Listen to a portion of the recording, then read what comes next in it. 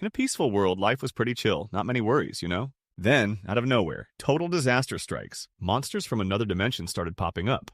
They're pouring out from these towers that suddenly appear in the sky, acting like interdimensional freeways. Tons of humans.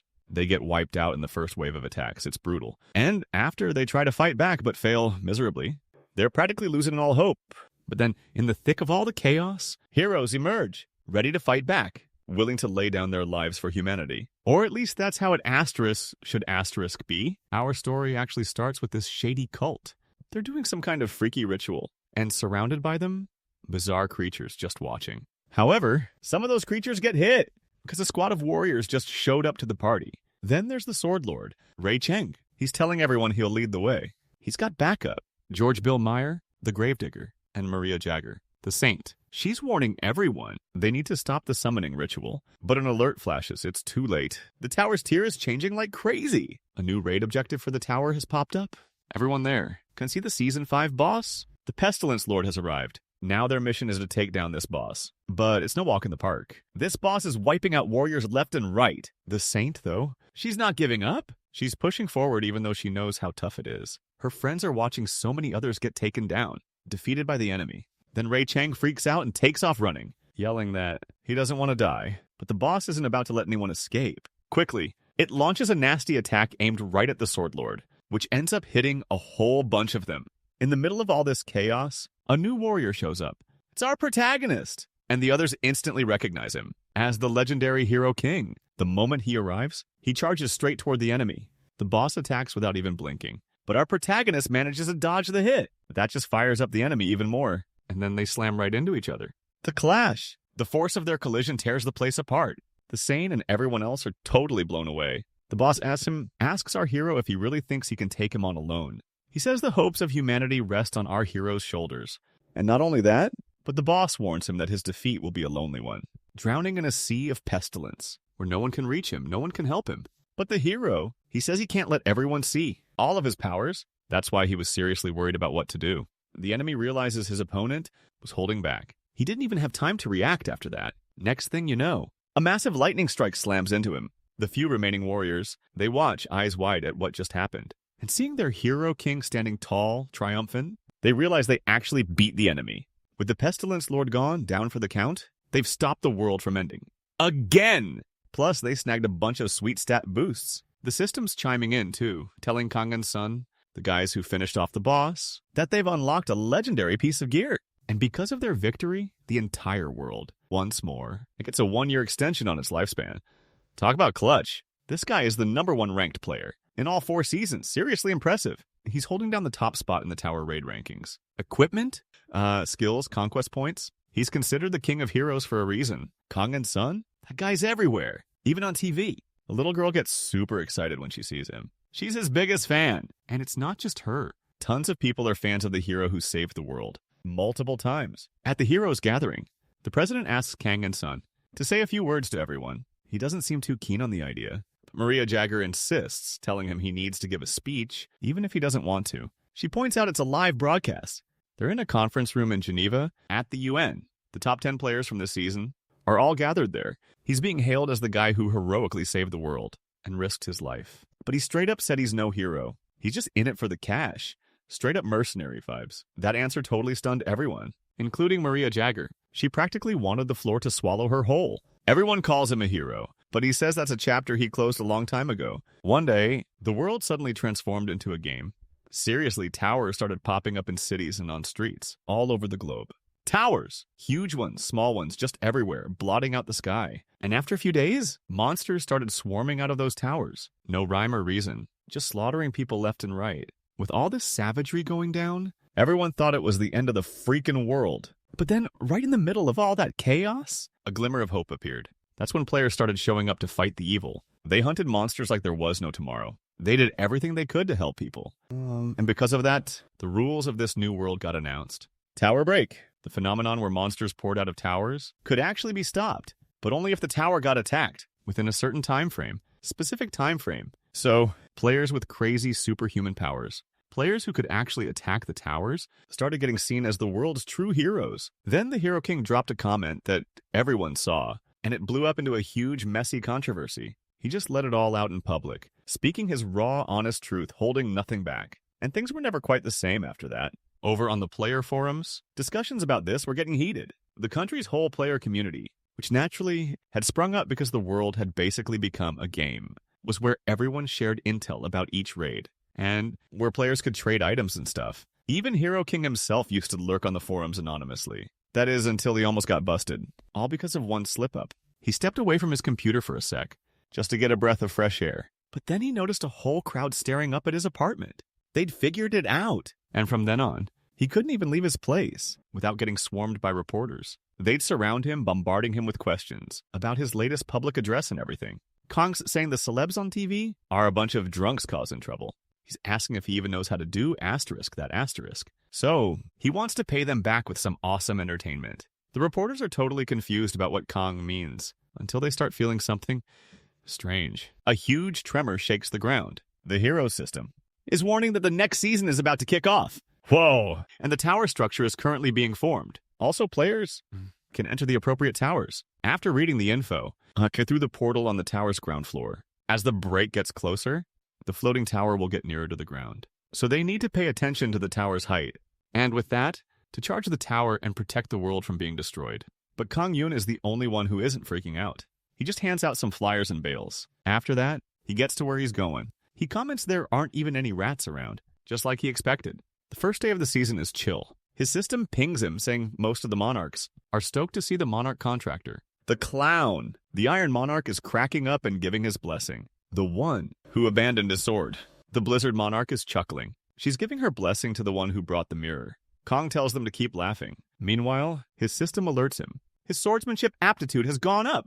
And magic, too. These actions this time, they actually meant something. Just like back at the Ono Hall. He's earning rewards from transcendent beings. The ones there they call monarchs. They're watching players like Kong Yu Sung. Next thing you know, the system's buzzing, telling him the Monarch of Gold and Legends is laughing like crazy. And it's given its blessing to he who chooses Legends. Sounds like a perk with a ton of benefits. Right away, Kong Yu Sung is thinking, I want all the buffs. His system tells him that he who chooses Legends has a big influence on the player's gacha rolls. And then he realizes he just pulled a legendary item. It's called the Black Mantle, with a golden cross, golden zealotry with some incredible features. Kong Yu Sung's thinking, now asterisk this asterisk is an item, a legendary defense, a heroic rank skill, and a heroic rank artifact.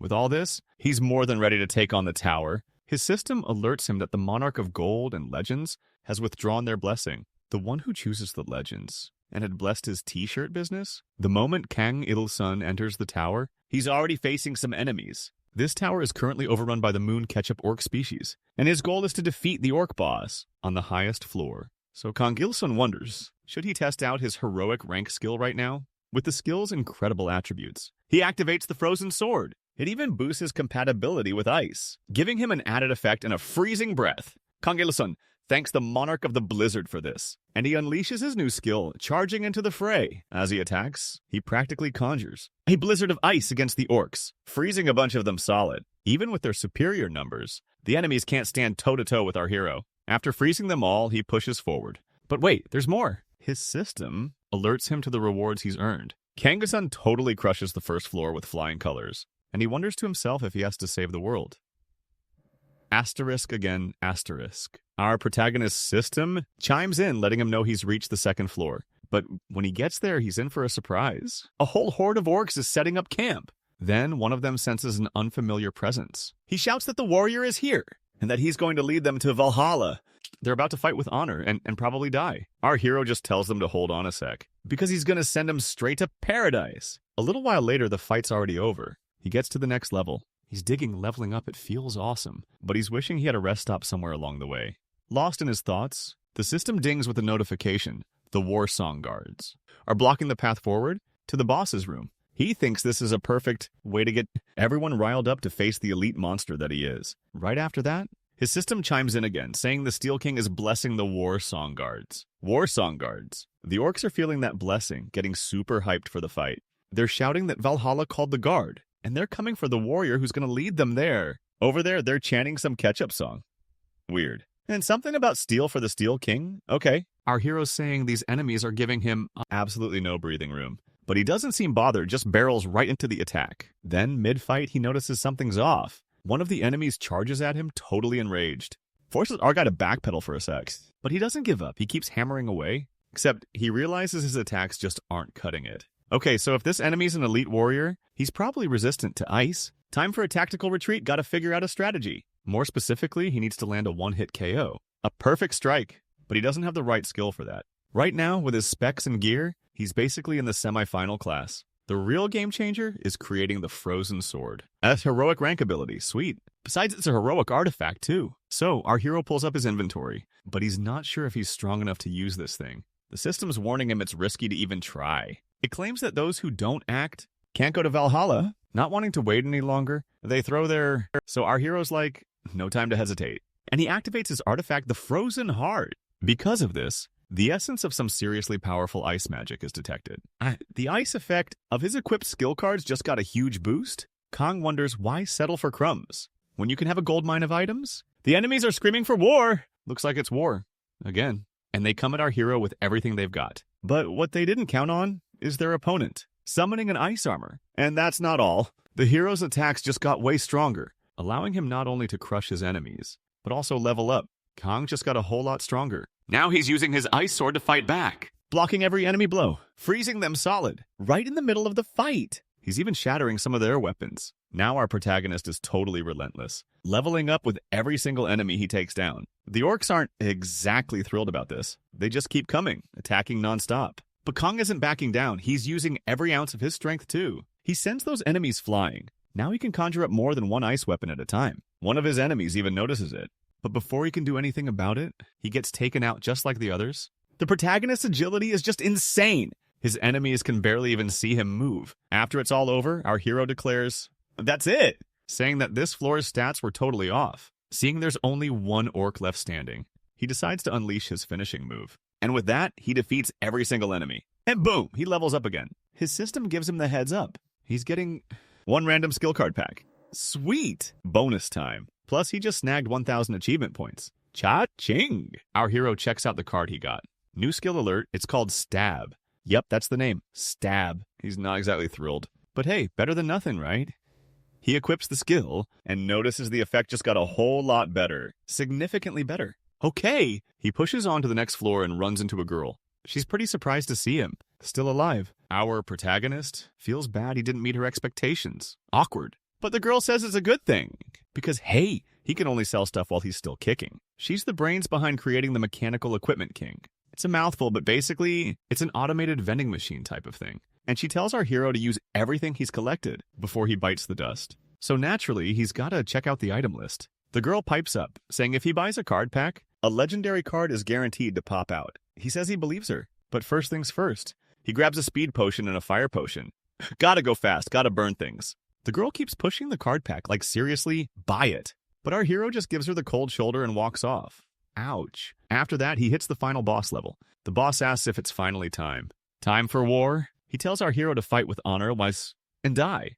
Harsh. The boss throws the first punch and Kong throws up a magic shield for protection. Konga is like, were we just fighting dwarves and orcs up till now? Anyway, after that, he hurls a fire potion, totally setting the enemy ablaze. But it's not enough to take him down. The boss somehow manages to escape the flames. However, Pratazal, this ain't over yet. And with a freezing blast from his blade, he attacks, piercing the boss's body, killing him with just one hit. Then our hero says, with a blessing like this, even a basic skill becomes a game changer. But then he realizes, oh, it's still not over. The enemy's getting back up, and the system's blaring that he's activated his Berserk ability. So basically, our hero's all like, what's the fun in a game? If it's too easy? Then the final boss, he comes back promising to absolutely destroy our main character. The boss is seriously P.O, quote, D. Kang's like, dude, that shockwave alone does crazy damage. If I actually get hit by that, I'm toast. Asterisk if asterisk I actually get hit, that is. The enemy immediately throws an attack. But our protagonist, super agile, dodges every single one. The enemy unleashes a flurry of blows, but Kong manages to evade them all. Meanwhile, our hero's been counting down the seconds. And as soon as he hits 0, he's like, all right, it's showtime. And with that, he unleashes his other. He chugs down that potion he picked up earlier. And just like that, the boss floor is cleared. The system chimes in with the victory alert. It dings, telling him he snagged a pack of cards as a reward. Sweet. Plus, he's the first to conquer this tower. Our hero's thinking, it's kind of scary how well things have been going so far, to be honest. He rips open his reward and mutters that this pack isn't exactly the jackpot. Still, gotta see what he got, right? First card? Super common. Bummer. He realizes, yeah, this is pretty much what he expected. Calling it straight up trash, our guy's not impressed. Fast forward a bit, and he's heading to the Imp Tower, home to demon worshippers. The enemies spot him pretty quick, and they're all piling on, ready to take him down. Our hero just chills, waiting for them to get close.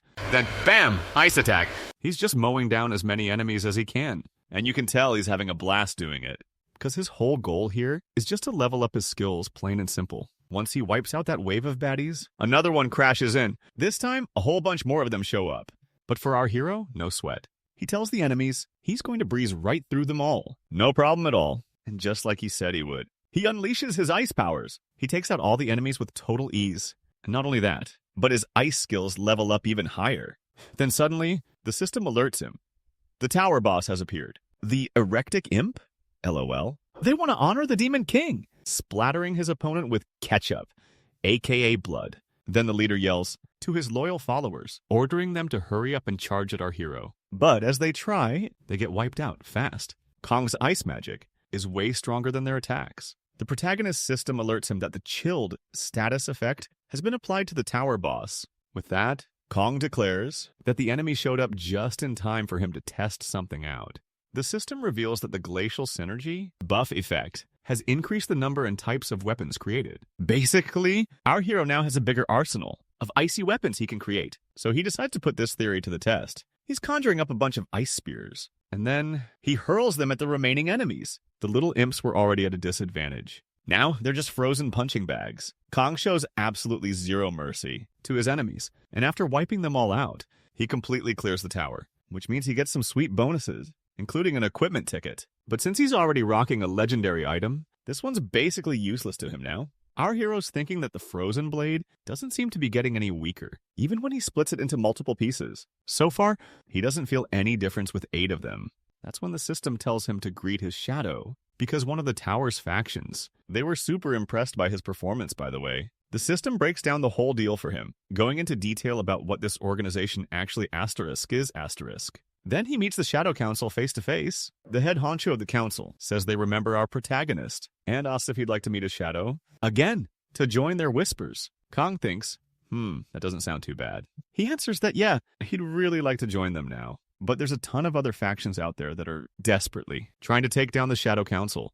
Their leader says that the veil will cover our protagonist too, and asks if he's already forgotten the power of the shadow. Far from it. Our protagonist says he only mentioned it because he totally gets how this power thing works. He figures just sweet-talking his way through things is going to be tough. Words can only get you so far, you know? Even so, he's saying he wants a Shadow Beast. If they're going to hook him up with one, then they might as well throw in a super rare skill card. The dark element kind? The leader of the shadows is telling our hero not to get too attached to this life, because his existence as a mortal in this world is just a blink. So basically, our hero's like, yeah, no way. I'm going to work with you guys. We're never going to see each other again. He's been bending over backwards for everyone, and they can't even throw him a bone? But the shadow leader isn't letting him walk away just yet, even if he didn't mean to. He totally grants the hero's wish. Kong gets a message from his system. It says he snagged a dark beast. Sweet. Plus, he unlocks this special achievement for adopting a cat, and he even gets 100,000 achievement points. Our hero's kind of getting used to this crazy luck, but that was only one thing he asked for, because he also demanded a rare dark skill card. So, after getting the card he wanted, Kong agrees to join the Dark Council. Just like that, his standing with that faction shoots up. Walking away from there, the protagonist is thinking this season's gonna be epic. He's got to keep making progress while things are still going smoothly. Or maybe he should quit while he's ahead, while he's still feeling this awesome, and he starts to get his bearings, lost in his thoughts. Someone calls out to him. He sounds pretty bummed. Our hero's already bracing himself for what's coming. Suddenly, a swarm of reporters shows up wanting an interview. They've already heard about his latest victories, but our guy's exhausted and just gives evasive answers. The journalists keep pushing, trying to pry some info out of him, firing questions about his recent actions. They even mention the race this season is getting heated. Kong asks how many people were there. They say that apparently 5 veterans from the Chinese Party Guild, led by the Swordmaster, were there. However, 4 players were killed during the attack. Right away, our hero's like, this guy, he's more like a shield master. Using people as human shields, geez. Reporters are all over it, asking, "So is that your way of throwing down the gauntlet? Trying to provoke a rival?" Then Kangyu chimes in, "How many guys was this shield master with?" Someone answers, "He was flying solo." Our main guy, he says that warrior must be bursting with energy, going all out from day one. But secretly, he's thinking it doesn't make sense to jump into the race right off the bat, since everyone knows Santa's out there grinding, collecting skills and items first, and it looks like the Gravedigger isn't joining the game just yet either. Apparently, he's got plans to hoard those tier 4 items. So to hut with that, the reporters swarm him, asking what he thinks about all this. He just flat out says he thinks this warrior is totally nuts. Okay, so they figure he's saying he's not going to throw his hat in the ring against the Swordmaster. But then he drops a bomb. He says asterisk, he's asterisk crazy too. And if he had to choose between being a crazy winner or a crazy loser, he'd better try to be the guy who wins. Finally, he asks if there's anyone who can help him get to the tower. Tier 5, that is. After a bit, our hero finds himself all alone. He says there's only one thing standing between him and the glory of victory, even though he sees tons of people betting on him to win. For him, this has gone way beyond just a battle. It's a matter of pride now. He knows the player, who must already be inside, is the Swordmaster, and he's ready to play for real. After deciding to enter the tower, the system gives him a mission briefing. The Cavalier Empire or the Rhodia Kingdom. Kong has to fight for the cause he thinks is right. He realizes the communists are fighting for imperialism, so even if he had a choice, it'd be the kingdom, no question. Because in this game, the underdog side apparently gets the best rewards. So yeah, he picks the Rhodia Kingdom and heads to the Palace Fountain. Once he gets there, the present folks notice a player has arrived, and they're all beaming so happy he's there. They're saying he's the savior who showed up just in time. But our hero, he's not loving what he sees in this war room. This strategic planning space, and the way it's set up, judging by what they're wearing, he figures a battle is brewing. As he gets closer, he asks who's in charge here, but he doesn't get a peep out of them. Then, a guy steps forward. He says this visitor is being disrespectful and asks if he can't even follow the royal rules. Speaking before Lord Muta of Chomp, the commander of this place, the heir to the royal family, and the leader of the Champ Marquisate, Kong just cuts to the chase and asks the leader if he actually thinks they're going to win this fight. The leader says yeah, he does. Even though they're short on resources, he claims there's no limit to their mental fortitude. Says the men of the kingdom have a mindset that knows no bounds. From hundreds of ordinary guys, our hero can't stand hearing this guy's nonsense anymore. This guy is just running his mouth, so he clocks him with a punch, declaring that from now on, he's the one calling the shots around here. The other guys seem pretty happy about it, actually. They weren't exactly thrilled with the previous leader. After the meeting wraps up, our hero realizes he's got about 5,000 commoners recruited into the infantry. Out of them, the number of people who actually know how to use a bow is roughly 900. That's a huge difference compared to the Empire's actual soldiers. The one good thing in this string of bad luck, in this world, that there's no magic or sorcery. And that Swordmaster isn't some OP player who's just pure brute force. He's the apostle of the Iron Monarch. Normally, a standard player can only make a contract with one monarch. Keeping that in mind, only one can give rewards. Our protagonist is a special case. He gets perks from multiple monarchs. That's all thanks to the Jester Monarch, who made him into this kind of player. On the other hand, a monarch can have several players, but there's only one player who holds the title of apostle and is favored by their monarch. A monarch will pull out all the stops to help their apostle. But of course, there are limitations. In the case of the Swordmaster, the Iron Monarch's abilities, they can't be used as a main attack. So, our hero isn't finding this battle asterisk too asterisk rough. But he notices the pressure on Alice's soldiers is different. Something's off. Is it hard to say how real this world inside the tower even is? Are these people actually alive? Or are they just simply virtual beings existing within the tower? Impossible to know for sure. Either way, that's not what he can do about it right now. He just needs to figure out a way to boost the soldiers' morale just before the day of battle. The leader, one of the soldiers, mentions that the Grand Visitor has shown up for the Rhodia Kingdom. Plus, Champ's been canned. He's out as commander, fired from his post. Looks like the player himself is taking over to lead them. The soldiers quickly realize that their useless, incompetent former leader got the boot. And they figure that's definitely a good thing.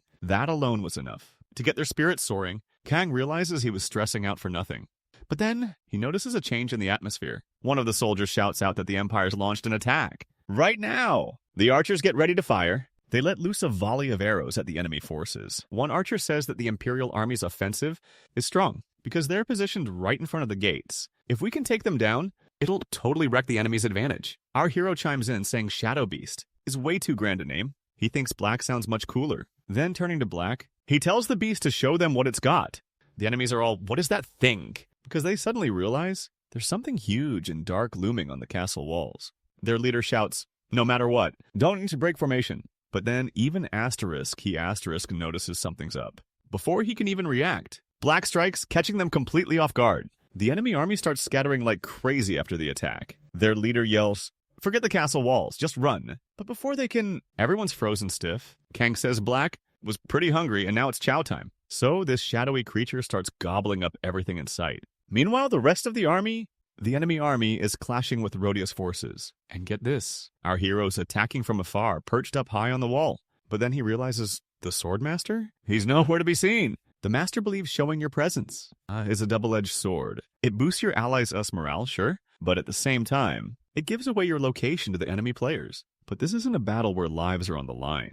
Like any other game, there are rules inside the tower. If one loses to the other, they just get kicked out of the tower. And the attack, it's considered a failure. Because inside the tower, one player can't deliver the final blow to another. But the tower?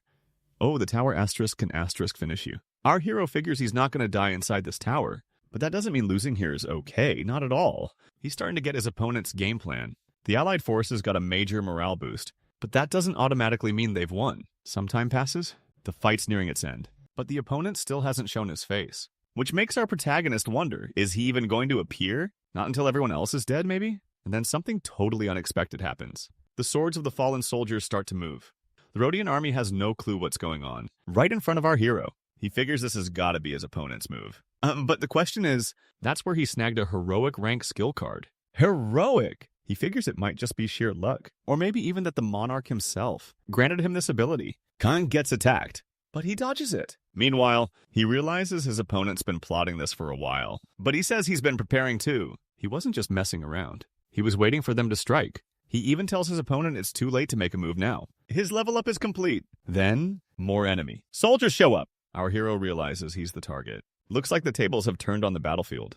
But he's not worried. He says it won't be enough to be defeated. He also points out the level of sword mastery is inversely proportional to the number of swords used. Kang conjures up some magic to shield himself from the incoming swords, smirking that if his opponent wants to take him down, they're going to have to try a asterisk lot asterisk harder. Then he catches sight of something approaching fast. Quickly, he figures his opponents finally decided to join the party. His system chimes in, warning that the Archangel's shield reflected the enemy's attack. This triggers a blinding flash of light, totally blinding the other guy. In the process, the shield, however, is toast. Sarcasm dripping, our protagonist wonders aloud if his opponent, really thought about using swordplay mastery to conquer the fortress. He's speechless, doesn't know what to say. He just throws the question back at our hero. What asterisk does asterisk he think winning in this tower? Even asterisk means asterisk. The opponent declares that even if this fortress falls, even if every single person in the kingdom dies, unless he defeats our protagonist, the Empire asterisk cannot asterisk win. Kang mentioned the other player knew this the whole time and still chose this path. So he asks if our hero asterisk thinks he'll win. His opponent's answer, a resounding yes. He states that a player is a hero, and a hero's duty is to protect the world. That's why a bully who doesn't understand this duty isn't worthy of becoming a hero king. Kang compliments the other player's speech, but wonders if that means his guild members aren't as included in the world that he needs to protect. His opponent gets furious, simply snarling that Kang won't have a pretty death. Our hero just smirks, saying he'll stick around a bit longer. He then asks why his opponent is so worked up. And just like that, they charge into a head-on clash. Kang attacks with everything he's got. He declares that the other player's talents are shallow and incomplete. His adversary realizes Kang isn't fighting alone. After dodging Kang's shadowy beast, he says the monarchs are watching this fight. He knows our hero isn't dumb enough to not fight to win. But Kang just coolly says it's not quite like that. And he's like, why does it have to be this way? Right after that, he gets called ignoble by his opponent. The guy claims that Kang is just using words to hit his psychological blind spots. Deep, right? But then the other player realizes he's been totally played. He sees the protagonist walking away and asks, what are you doing? Finally, the opponent gets why the protagonist was acting the way he was from the very start. Why he even revealed his presence right off the bat. Unlike asterisk, it wasn't to rally the fighters on his side. Nope, it was to draw as many enemies as possible. That's the plan. The other player's totally freaking out now. He tries to chase after the protagonist, trying to stop him from doing whatever he's planning. All this goes down in the Imperial Army Command Center. The guy in charge is racking his brain, trying to figure out how to stop the monster they're up against. He's getting seriously frustrated. He blows up and demands to know what their visitor is even doing. His men are trying their best to calm him down, when suddenly our protagonist strolls into the scene. He drops some knowledge saying there's more than one way to win the game. You don't have to stick to just one tactic. The men are stunned, seeing a player right there in front of them.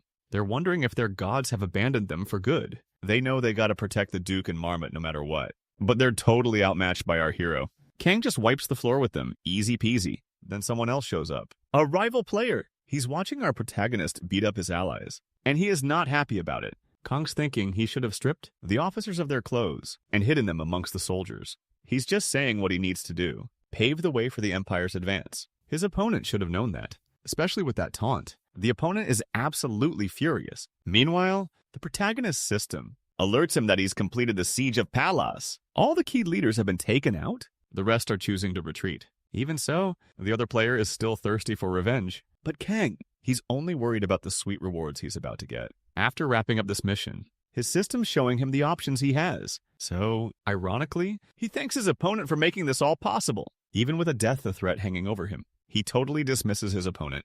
He's only interested in snagging his prize. So, he picks the skill called Sword Manipulation, getting the steel synergy, which gives him the card effects and abilities of the metal attribute. Maximum boost. His enemy's saying it's not over yet, but Kong couldn't care less. He just logs out and leaves the guy talking to himself. Back in the real world, he doesn't look nearly as thrilled as he did in the game. Through his system, the monarch asks if he wants to be a hero. Kong thinks that around this time, he always dreams about this day and makes the same choice. The monarch warns him he'll be the hero of heroes, but for the rest of his life, he won't be understood by anyone. Not only that, but he'll just become the laughingstock, the butt of everyone's jokes, and he insists that nowhere else. Will you find something as tragic and hilarious all rolled into one? Kong figures this dream has been looping countless times. This monarch, the one they call the clown, made a deal with our main character, and ever since, he's been living his life like it's all been scripted. Another day, another phone buzzing him awake. He checks it and sees he's already got 4 missed calls. And that's not all. Someone's banging on his door looking for him. Kang was already scratching his head about that super intense dream. And now he's wondering what's with all the racket so early in the morning. He opens the door, and it's his general manager standing there. He's like, what's someone as important as him doing here? That's Park Tae-chik, known as Master Park.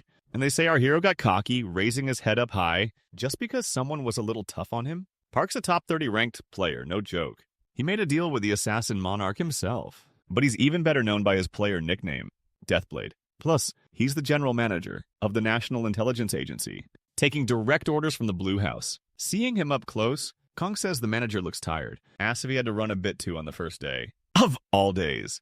Park's like, I ain't got time for this. He's saying that since day 1 of this season, every single war-hungry player out there has been throwing fighters onto the front lines, creating a symphony of destruction. He also asks Kong why he didn't pick up the phone. It's been daylight for a while now, after all. Our main guy just casually replies, I was sleeping. Park immediately calls Kang out, telling him his life is a total mess. Then, in a bit of ironic comedy, he trips over some trash and eats dirt. He gets super annoyed. He rants that instead of going around selling Hero King merch, Kong needs to seriously rethink how he's living his life. Our hero is a little embarrassed by this, and judging by the way the master lives, Park says he looks more like the son of darkness than anything else. He also mentions Kong has already earned quite a bit, and he asks Kong why he's still asterisk eating at the same restaurant down the street 3 times a day. Kong just shrugs and says he digs the food there. Park replies that now he's curious to try that restaurant's food someday. Kong's thinking, man, my history with the manager goes way back, even before the world turned into a game. The protagonist was already a known player. And when he was just 15 at Allen House, where he hung out all the time, people witnessed his amazing skills firsthand. Even the manager there, who was none other than Park Tae-chi himself, he thought Kong was an incredible player. He even urged him to go pro. Back then, our hero only played for kicks, for the fun of it. But the manager kept pushing. His parents volunteered to look after him and hone his talent. So, one day, when Kang turned 18, he was ready and waiting to make his official debut.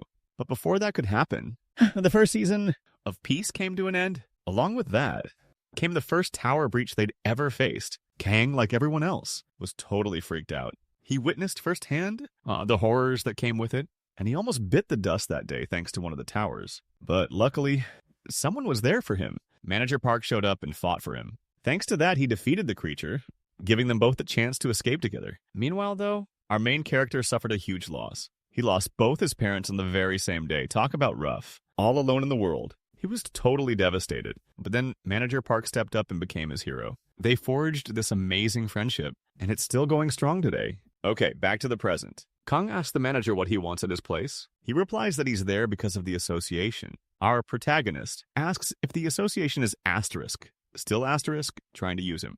The CJ Association of Korean Players is also the nation's only guild.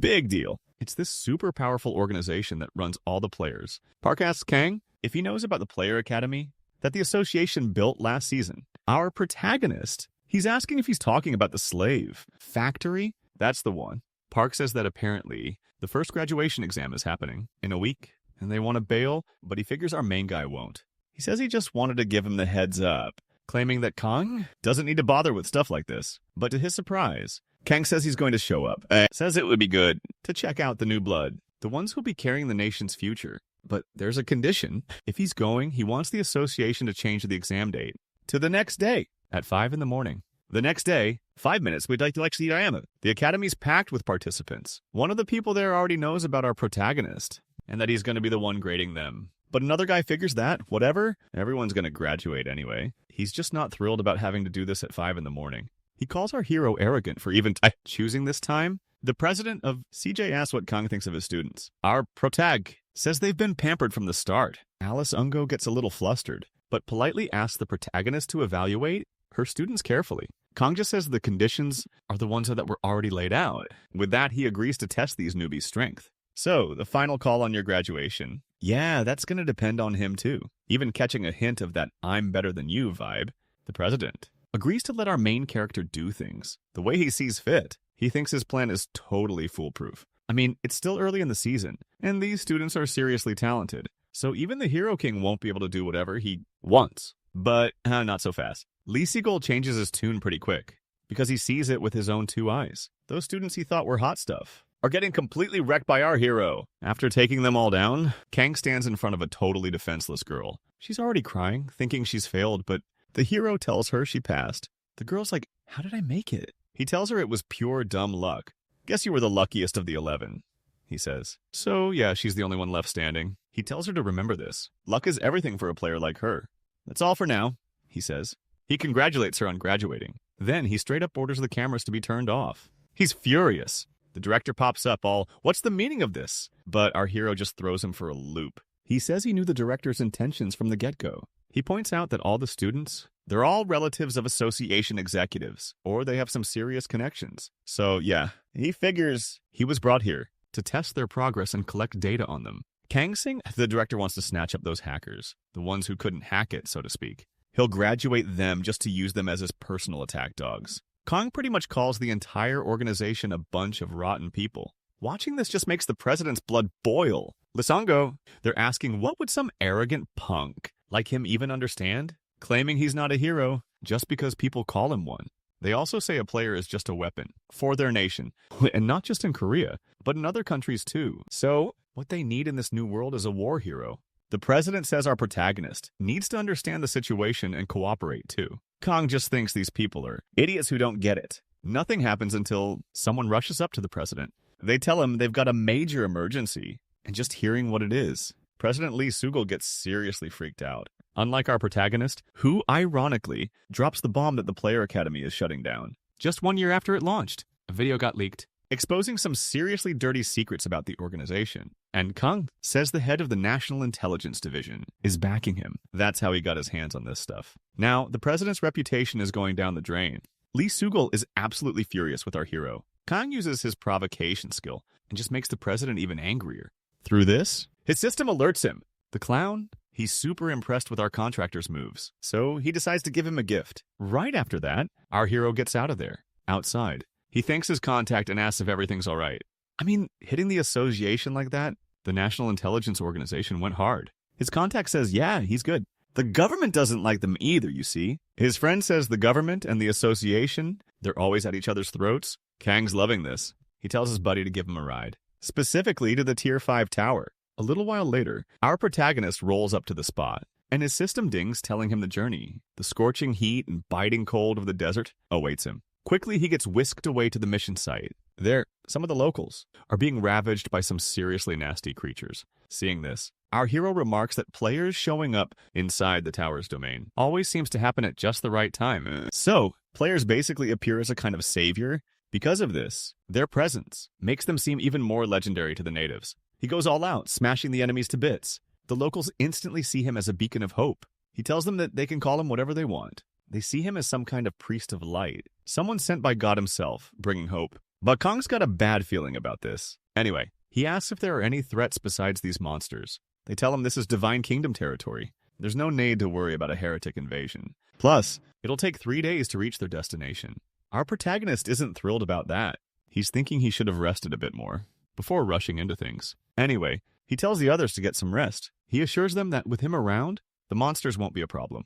The men thank the protagonist for volunteering to stand guard. Kong gives him a vitality necklace to boost his HP recovery rate. And then he decides to open the gift his monarch bestowed upon him.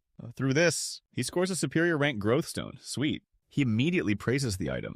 Finally, he says something decent for a change. But then he thinks, nah, I don't need this asterisk right now, asterisk, and decides to stash it for later. Smart move. But then, giant scorpions come charging at him. Yikes! Kang's like, okay, time to call in Black for backup. To help him out with his shadowy creature, they jump into the fight. Our protagonist grumbles that this is a pain, but he can't just leave everything to his familiar. So he decides to attack from a distance. See, he's got this blade that moves wherever his thoughts want it to go. Whoa! Watching it in action, he's got to admit this ability is pretty darn useful. After taking down the baddies, he levels up like always, including the skill card. Sword manipulation levels up too, sweet. But just when he thinks he's done, more enemies pop up ready to rumble. This time it's a sand predator.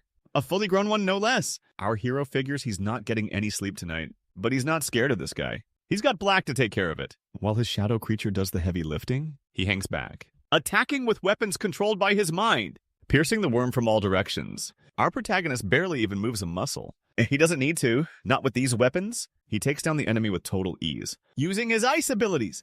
And with that, he also levels up his ice stats of his awesome skills. The sun's up and they're finally heading to where they need to go. They spot a bunch of knights riding their way. Kang's like, hey, are these guys with us? One of the guys explains that they're the brave warriors serving the god of light. Kang's got a point, though. So where were they last night? Why didn't they show up to help? His buddy says that, well, in terms of what's important, these knights were way more concerned with protecting their stuff. So, no matter what, they're guarding that wagon with all their precious loot. Our hero wants to know what kind of group these knights are anyway. His pal tells him they're the honored Knights of the Order of the Ketchup Cross. Sarcasm alert. The hero throws some shade. So are these guys hiding some kind of golden calf or something? Oh, whatever's in that carriage. The knight captain's all, nope, don't even look. He tells his guys to ignore the carriage and just focus on the mission they've got. Nothing else matters. Hearing that, Kong figures out these knights are using aura heart techniques. And get this, they even got the loser apostle escorting them all the way here. After this, Kong admits the knight has just cranked up his curiosity even more. What the heck could be inside that carriage? He's picturing all sorts of crazy things. It's got to be something seriously valuable to need that much protection. One of his buddies is super embarrassed by Kong's audacity, but Kong suddenly yanks him back because he saw he was about to get nailed by an arrow. So he shouts that unless they want asterisk to die, everyone needs to hit the deck. They scramble for cover as the aerial attacks rain down, trying to shield themselves from the barrage. Then one of their allies cries out that they're under attack by heroes. He's stunned. How dare these heroes invade their territory? We're in Divine Kingdom territory now. Anyway, the enemy's charging in, and our heroes, wondering how the knights are planning to react. The leader of the knights shouts to the others to keep the goods from falling into enemy hands, no matter the cost, and to activate the aura shield too. Kong realizes that in the end, they don't even care about their own comrades. They only care about protecting that darn golden calf. Just then, he gets an alert from the system. It tells him to protect the caravan and transport the item safely. So, he gets ready to fight the enemies. And he starts launching ranged attacks. One of the heroes boasts that the attacks can't even touch them. But then he realizes our hero wasn't aiming for him. And just like that, he's tumbling off his horse. The attack came right from the ground. Next thing you know, Kong comes swooping down on them from above. But just as he's about to strike, he notices something different about the enemy's face. Turns out it's actually a desert elf. This completely changes Kang's plans. Instead of attacking, now he's protecting the elves. But his help isn't exactly welcome. The fallen elf gets back on his feet and tries to attack Kong. Kong defends himself, and in the meantime, he asks the elf what's inside the carriage. The elf thinks Kong is trying to trick him and refuses to answer. Then he tells the others to ignore Kang, telling them to shoot without mercy. Instantly, the other elves unleash a flurry of arrows. But our hero jumps in, protecting the elf. He throws up a magic shield to defend them both. His opponent shouts that even if he's captured, he won't say a word. Kong just smirks and tells him not to worry about that. He only wants to know what's inside the carriage. He needs the info to figure out which side he's going to pick. Kong adds that the only reason he hasn't wiped them all out is because he doesn't want *2. It wouldn't even be a challenge for him. So, to prove his point, our hero shows off a little of his power. It's so impressive it leaves the elves speechless. He's got all the elves in his sights and warns them that if they twitch a single finger, they'll all be wiped out. With that, he asks again, what's inside the carriage? The elf said it wasn't about goods, but about Princess Syria. They found out their princess has been kidnapped. So, our hero tells the elf to head back and spread the word. He's going to do them a real solid and let them all live. The elf looks a little hesitant, so Kang tells him to back off now, or they'll all bite the dust right there. Then the elf gets up and he and his crew take off. After that, a knight rolls up to our hero and wants to know why he let the enemies escape. Kong replies that he needed to confirm something first. Next thing you know, he's heading towards the carriage, going against what the knight said or whatever. That's why he's got a sword pointed right at him. The knight says he can't let anyone get close from the carriage, even though he's facing the Apostle of Light. Kong summons his shadowy creature. He tells the knight to back off while he still can. That way he can get to the carriage. And when he throws open the doors, he asks who's inside. Does anyone need help? He comes face to face with an elven princess. It's Syria, princess of the Ayub kingdom, and she's not exactly thrilled to see him. She claims she doesn't need some hero's sympathy. Ouch! Our protagonist system is warning him about neglecting his duty, alerting him that the Monarch of Light is watching and judging his actions. He figures if that's how it is, then he doesn't have a choice. He pushes back. The system helps him bust the chains holding the princess. And doing that? Ding, ding, ding! Hidden achievement unlocked. He scores a whopping 300,000 conquest points. But hold on, the tower's objective just got updated, which means the mission just got a whole lot harder. Our hero mutters that the game is over. But hey, freedom is pretty awesome, right? His system chirps in, warning him he'll pay for defying the light. And it's not just talk, the system alerts him that one of the tower's forces has turned against him. Cut to, Sentinels of Light show up in the sky. Uh-oh. They're all about obeying the Light Monarch and doing their bidding. Down below, the leader of the Knights declares that the Apostle of Light has gone rogue. Doesn't matter if he's an outsider, because now he's a hero who dared to defy the light. Kong points out that the Knights are definitely changing their tune, just because they've gotten some support. But he tells the princess not to worry. He's got backup too. His system alerts him that he's gained the Shadow Monarch's support in his decision now. The lights will go out and darkness will be spread. And that's not all. The Shadow Council grants him a buff called Curtain of Absolute Darkness. With this, the vision of all the knights is distorted. The shadowy curtain has taken over the environment. Kang knows this path will bring even greater rewards than staying in the light ever could. After this, the knights can't see the attacks coming from the darkness, and one by one, they get caught in it. Up above, the heralds of the Light Monarch can't help them. Then one of them gets the bright idea to use light to clear the way. And with that, they can finally see what's happening down on the ground. They witness the knights getting totally wrecked, consumed by the darkness. They instantly get furious at whoever caused this mess. But before they can even do anything, our hero launches an attack without even batting an eye. They're all like, how dare a mortal try this? And then the system chimes in, warning Sentinels of Light have acquired irrevocable hostility, towards him. On the flip side, friendship with the Shadow Council faction just went up big time. So yeah, he levels up and gets even better with his powers. Ominous. Lastly, his system spits out a new alert. It's saying a crazy number of factions inside the tower are watching his every move. The world asterisk of asterisk the towers and the world asterisk inside asterisk them aren't the same thing. The Knights of the Cross. Ketchup and the desert elf, they're creatures asterisk inside asterisk the tower that make up the inner world. But the monarchs and their factions, they're on a whole different level. They asterisk or asterisk the tower world itself. The player, he's an agent caught between these two worlds. Practically, he's the same as a monarch's forces, meddling inside the tower. But players aren't just puppets, following the monarch's every whim. By truly grasping the bigger picture, a player inside this tower can make choices that are seriously next level. Just like Kong here, he was able to predict he'd get a better reward as a member of the Shadowy Council if he went against the forces of light. So if you have an idea, don't even think about hesitating. Just do it.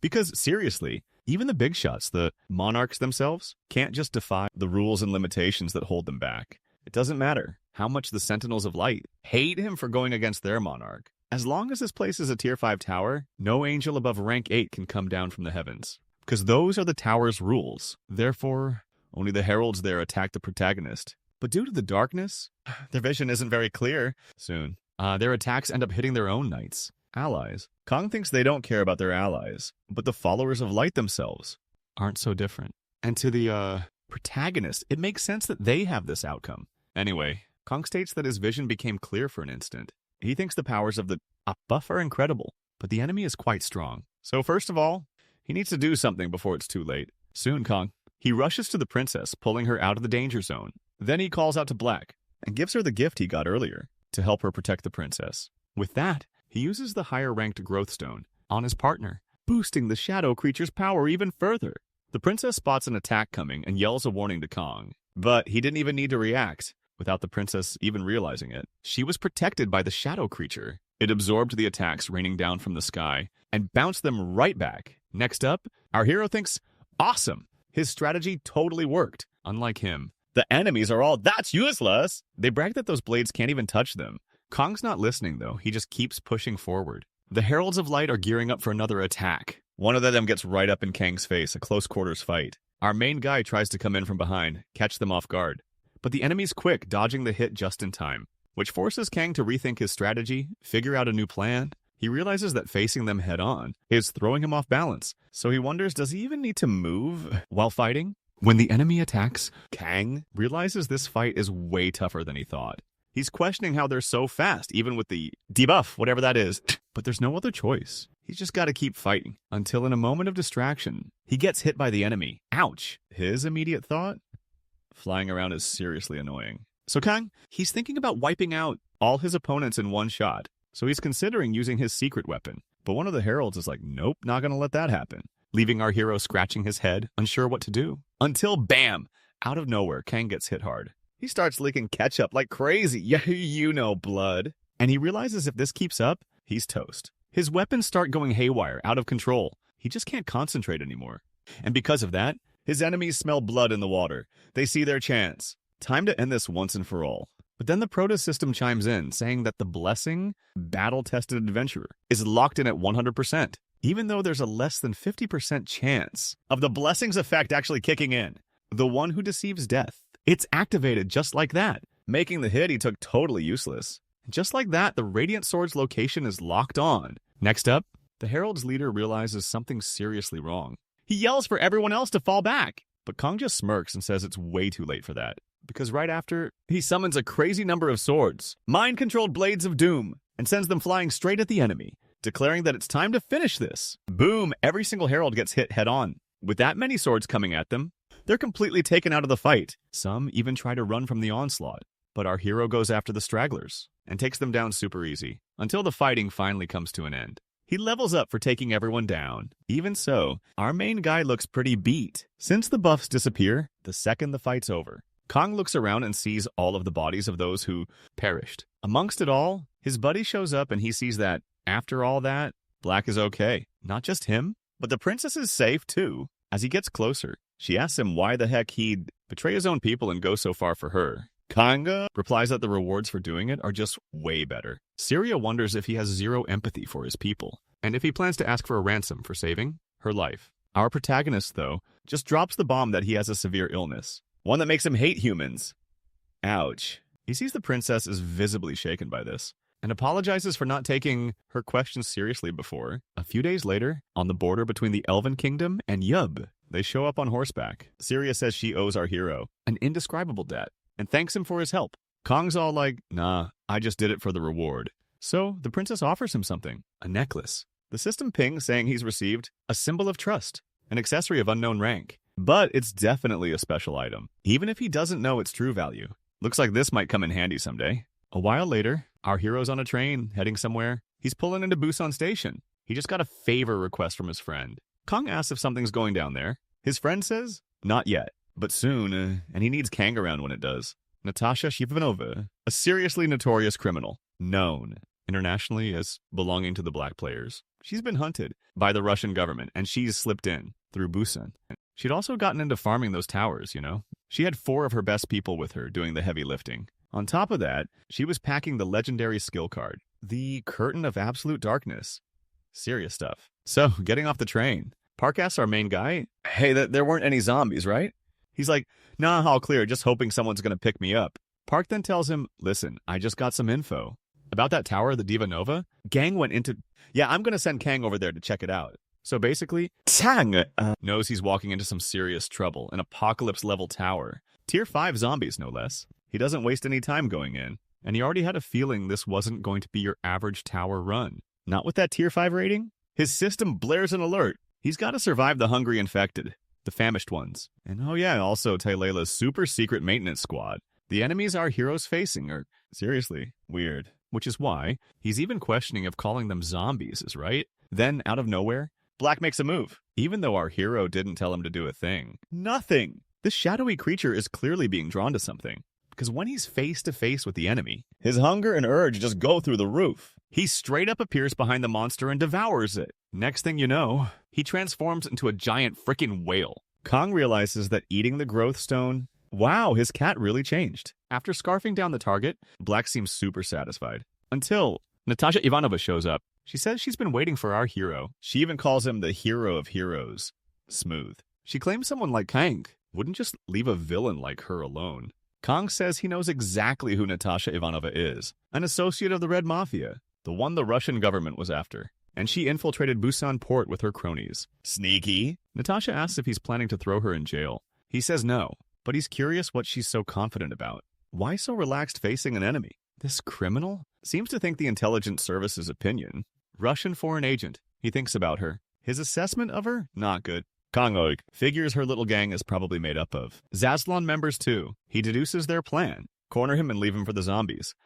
Lovely. Natasha points out that Kong knows she's from Russian intelligence. She asks if he's still going to try and take her on. Our hero says he's not planning on becoming zombie chow. Simply, he says there's no other way to snag a legendary skill. Ivanova thinks to herself that she was right about this guy. Then, she orders all her men to attack. And they do. They open fire, guns blazing. But our hero, he's quick enough to dodge every single shot. After that, he goes after his opponent. But somehow Natasha manages to slip away. This, in a way, impresses our main guy. And now he's in the dark. Kong realizes Natasha vanished into the darkness. And then, right away, he's got to defend himself from her team's attacks. He figures out that in total, there are 3 riflemen and 1 sharpshooter. While dodging bullets flying his way, the protagonist thinks that once, maybe that could work, but he's sure it won't work twice. From what he knows, the debuff from the Absolute Darkness Curtain is applied to everyone in it. So he wonders how the enemy allies. They're still targeting him. Just then, his cat struts up. Our guy Kang tells him he needs his help, and the cat's all in, ready to help his buddy. Outside, one of the snipers is saying that the protag's ice shield, it's too strong. They need another way to break through it. That's when one of the items spots the cat. But that was the last thing he ever saw. Because next thing you know, Black, that's the cat, is attacking all the snipers. One of them manages to shout a warning, stay out of the cat's shadows. Inside his shield, the protagonist is wondering if they can actually get away. Escape. Then he declares that it doesn't matter if they can see Black's shadow or not. However, suddenly Natasha Ivanova appears, a knife pressed to his throat. She whispers that she might let him live, as long as he's a good boy. Kang smirks, only someone capable of ending me would dare say something like that. Natasha's eyes narrow. Don't underestimate me. She rattles off the conquest points he racked up after clearing the Tier 5 tower. That wasn't just some average score, she says. She deduces he cleared it on hard mode. But after that, she asks, you went for a smaller challenge? Like you did last season? Meanwhile, outside, the other guys are trying to escape the Shadow Cat, and it's not going so well. Our protagonist knows all this, and he's been waiting for the perfect moment to strike. He suddenly asks Natasha how she plans to finish him. Everything you see is false. Natasha realizes she's been talking to an illusion this whole time. And not only that, but she walked right into our hero's trap. Kong points out he saw through it from the start. He knew it wasn't just some curtain of absolute darkness, because he knows it messes with your senses somehow. Which means she only had one option left. A legendary illusion ability. One that lets you mess with what the target sees. This power, they call it Spectacles. Yeah, the ability Spectacles. Natasha Ivanova is totally thrown when she realizes her plan's been figured out. Her face just drops. And our hero jumps on the opening. He tells her you gotta be a real pro-con artist to pull off a good scam. and it's clearly not her strong suit. He even jokes that Natasha's going to be the only person ever to get caught by a zombie. But while he's got her pinned, our hero, he gets an alert. His system's telling him a player just died. His system also chirps up that Taylor's secret squad has picked up on some survivors. A bunch of them are holed up in Zone B. 16, the other guys, and Natasha spot another squad closing in. They know they need to haul it out of there ASAP, but they don't even stand a chance. They're spotted almost immediately. One of the Iron Soldiers pulls out the confidential protocols. Target eliminated just like that. Kong sees the whole thing go down. He's wondering if he can even stop this thing, or should he try and take out the shield first? But while he's busy thinking all this over, he gets attacked too. But he quickly realizes there's no time to overthink things. Suddenly, the whole scene shifts, something changes. Natasha notices this and gets spooked, but it's just the NPC shopkeeper. She's saying it's a total waste for 2 players to die without using up all their conquest points. She lays the blame on our protagonist and he apologizes. He's wondering what he can do to make up for it. The shopkeeper offers him a pack of cards, but Kang refuses to buy them. He knows that once the shop opens, there's no peace treaty you can count on. So he tells the shopkeeper to offer the card pack to Natasha instead. Kong also figures that the attacks going down in front of the shop are going to mess with Natasha's head. And these other players, they knew exactly what they were doing. The shopkeeper then says that Natasha isn't going to make it out of there alive. No way. Then the vendor's like, hey, want to try your luck with these card packs? She's saying Natasha might just get super lucky and pull some crazy rare mythological card that'll help her survive. Our hero's thinking is selling card packs the only trick this saleswoman's got? But then his jaw drops. Natasha and Vanova are seriously about to blow all 374 of their hard-earned conquest points on a bunch of random card packs. After that, he can only watch the train wreck. Natasha rips open pack after pack, pulling nothing but common cards. Ouch. Pretty soon, she's beyond frustrated that she's not getting anything good. The saleswoman tries to give her a pep talk, telling her there's still hope. But Natasha's getting more and more nervous. As for her, Kong remarks that it's pretty fun watching the circus burn down. After ripping open a bunch of card packs, Ivanova is down to just 1 card left in her hand. She's crossing her fingers hoping this one's a winner, because if it isn't, it could mean lights out for her. A mythic card? She figures that's way too much to ask for. But if she could just pull a legendary, or even a heroic one, that'd be a huge win. But no such luck. So the shopkeeper tries to cheer her up by offering a potion. That's when our hero chimes in. He says it's high time she closed up shop for the day. The shopkeeper argues that, considering all those crazy deaths they barely escaped before, and the fact that they've both made sacrifices and faced some serious crap, it's about time a legendary showed up. She declares that the next pack they buy is guaranteed to have a legendary card. Our hero's system alerts him that the Hell Monarch is in shock. It says it can't offer any help right now. So, Natasha Ivanova just lays into it with a string of Russian curses. She's calling it everything under the sun. Kong chimes in that insults aren't going to do the trick. So she begrudgingly agrees to buy a card pack. Of course, he ends up pulling a duplicate card. Great. But then his system asks if he wants to upgrade it using skill combinations. Intriguing. He figures it's got to be better than just getting some useless normal ability. He wonders what he'll get. Meanwhile, Natasha is beyond furious with him. But our hero just tunes her out because the vendor just announced she's packing up and leaving. But Kong tells her to wait. Hold on. The vendor just bolts anyway. And Natasha Ivanova? She's right back to yelling and cursing. Nothing's stopping her now. The Iron Soldiers are gearing up to attack. Time to put those top secret protocols into action again. Eliminate all witnesses. But before they can, our hero takes Natasha Ivanova out for good, and then he charges towards the soldiers. Kong is not about to die here like his last enemy. No way. He fights with everything he's got, and one by one he takes down those soldiers. He's slashing with his swords, controlling them with his mind. The soldiers fire back with some serious heavy artillery, blasting laser beams right at our protagonist. Kong is caught off guard. Since all this is coming from a pharmaceutical company, I'm thinking I should totally snag some pharma stock when I get back home. But first he's got to take down these soldiers. First things first, he figures the company controlling these soldiers won't be making it onto his shopping list. Because the destruction he's about to cause, at taking out this huge number of soldiers, their losses are going to be epic. They might even go bankrupt. After crushing them all, our protagonist conquers the zombie apocalypse tower. He even scores a random equipment ticket, a reward for being a victorious survivor. He can snatch up a skill card from the players who bit the dust. He doesn't even need to look through them all to know he's going to want one. And he selects the glasses skill. That armchair belongs to Natasha Ivanova. When the tower is completed and the players return to the previous world, those who failed also come back. Our hero realizes that 2 guys from their group and Natasha died fighting black. And because of the pain, they probably couldn't make it out of there. But this only happens when the tower doesn't cause a final death. Before leaving, Kong tells Natasha Ivanova to have a good one. She's like, why are you saying that? Kong asks if she wants to get arrested. If she does, she should just turn herself in at the nearest police station. Natasha asks if he's really just going to let her escape. He says, yep, and tells Natalia to go spread the word. The Hero King is awesome, and that they shouldn't get in his way. He also says that the dead tell no tales. That's why he needed her alive for this. Later, Park asks why our hero left the enemies alive. He answers that it was for the reward, the legendary skill they left behind. This makes Park seriously ticked off. He asks why the protagonist would let those who betrayed him come back, still with their heads on their shoulders. Kong states that he's no psycho killer, and that his wish is to be the most peaceful, philanthropic as possible. Park sarcastically says, you're great with those little speeches. With those little speeches? Then he asks, what was the enemy's goal anyway? Silver doesn't answer. He just states, I'm the one managing Park's land house now. His friend gives up on getting an answer. So he just wishes that our hero returns safely and tells him not to push himself too hard. Kong thanks him for his concern and says he'll be careful.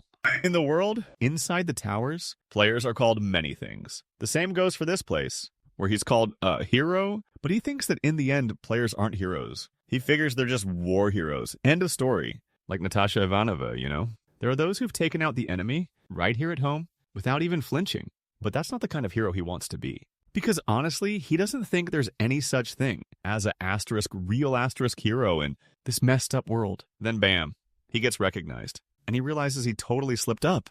It's morning already. As he heads out, people who see him start whispering about his rep.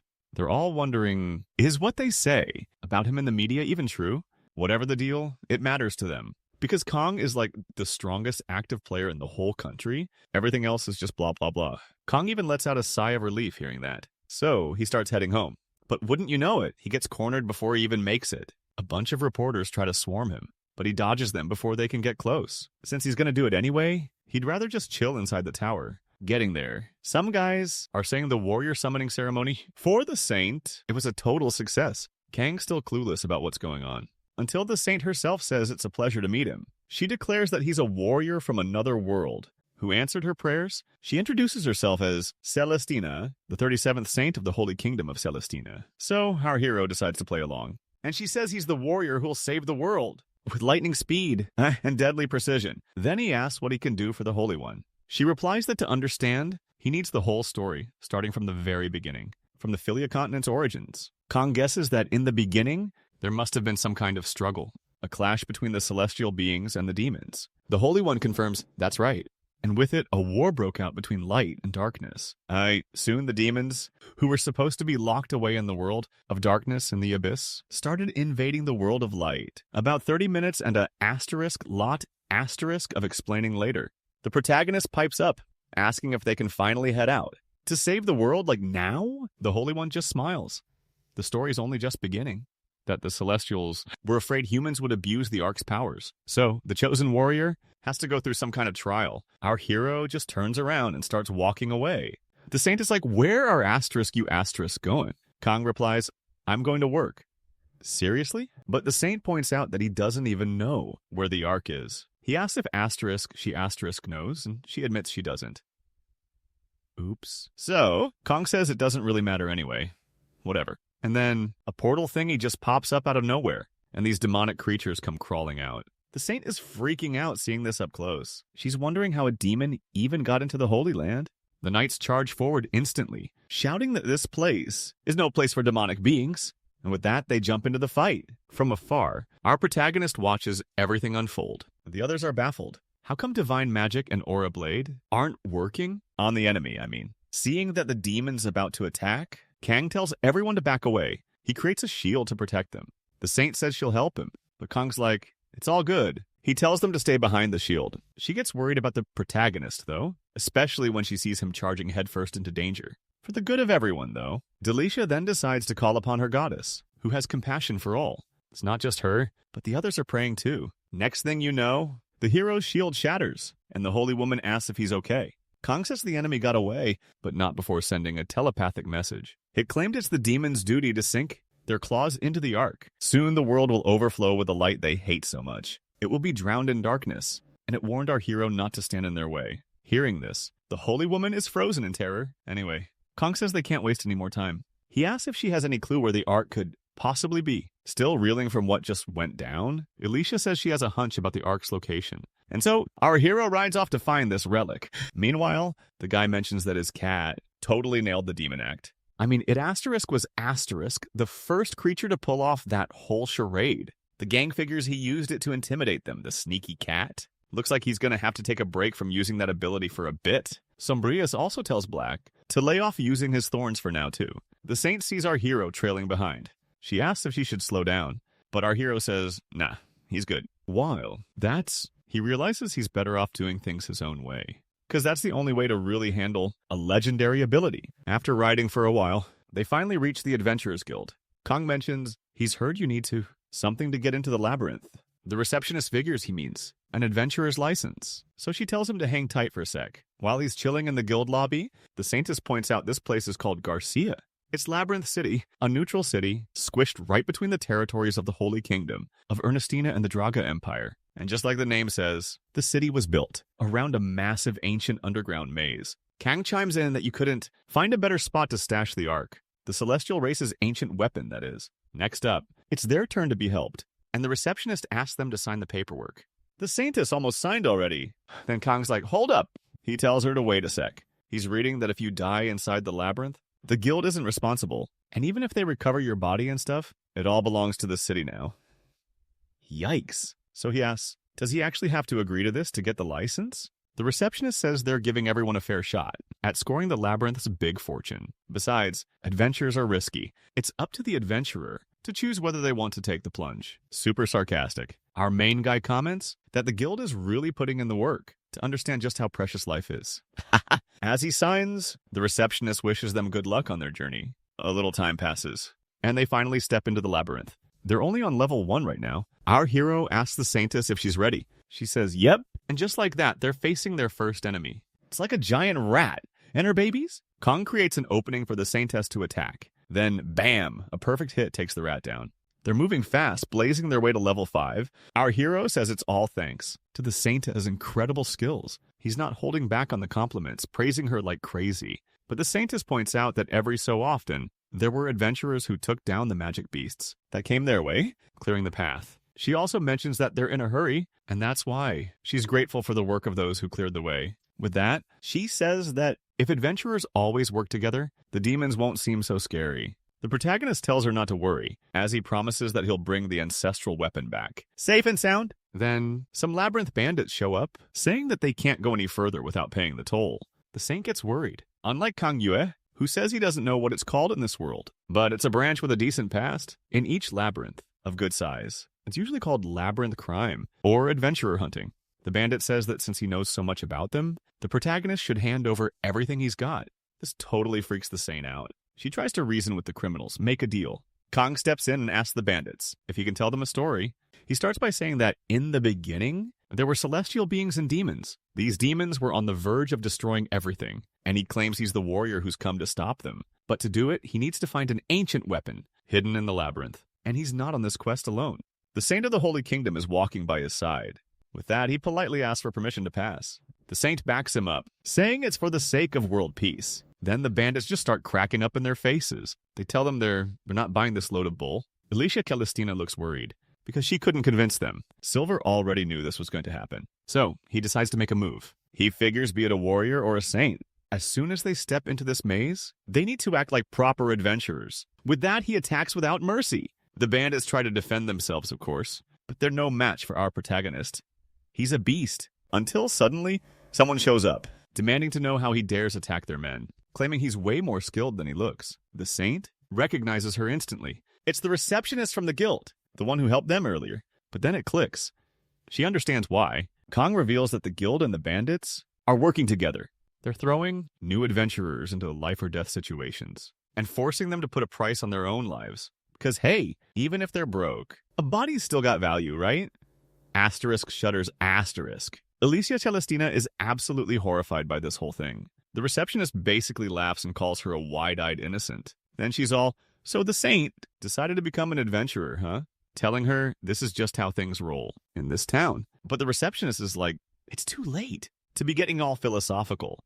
Time to attack. But our hero's quick. He blocks her and warns her to watch her footing. She came in from above and didn't even see what was on the ground. Spikes everywhere. Yep, the hero used his cat to pull that off. While Asterisk was keeping the enemy busy, Black was doing his thing. And now, he tells the Saint the coast is clear, and that they need to get moving ASAP. After pushing a little further into the maze, Kong spots a good spot to camp for the night. He figures they'll crash there and keep going in the morning. But he notices the Saintess seems shaken up. He puts two and two together. She's been off since they tangled with those bandits. He realizes she's not used to seeing the world, without her Saintess title protecting her. Elysia Celestina says the world is about to end. And yet, humans are still squabbling over petty stuff. She then asks the protagonist if he's used to seeing things like this. He thinks back to the leaders of his own world and says that no matter where you go, the world stays pretty much the same. The Saintess is intrigued by his answer. She asks him more about his hometown. Our hero says his hometown went through some seriously tough times. Since nobody knew how to handle things, it was just total chaos when the bad stuff hit. At first he says he wasn't used to it, but after a while, when he finally snapped out of it, it felt like everyone was just super busy, taking care of themselves. The Holy Woman asks if Kong acted like that too. Kong asks her what she thinks. She takes a beat to answer, until it gets awkwardly quiet. But when she finally speaks, she totally surprises him. He's completely taken aback by her answer. Then he just bursts out laughing. And for a bit, they don't say a word. Kong wonders why he's gone so quiet. He's pretty sure it's almost time for the saleswoman to show up again, and tries to tempt him with a deck of cards. But our guy's not falling for it. He wants to see the goods first. He needs to level up twice more before he reaches his ultimate goal. A few days later, they hit level 100, and they're already facing off against some demons. Demons who are also hunting for the Ark, by the way. While our protagonist charges ahead, the Holy Woman hangs back, playing support. This way, Kong can go all out without worries. He tears open a snake's mouth from top to bottom. And not only that, but the leader of the snakes gets hit too. Meanwhile, the demons are whining about losing the fight. But the protagonist just shrugs. It was a good run. Not only did he level up, but also, he earned 10,000 achievement points. Plus, he scored a random skill pack. But Kang's complaining that the demons have terrible timing. They only show up asterisk after asterisk he's already aced the test. On the other hand, the Saint is super happy.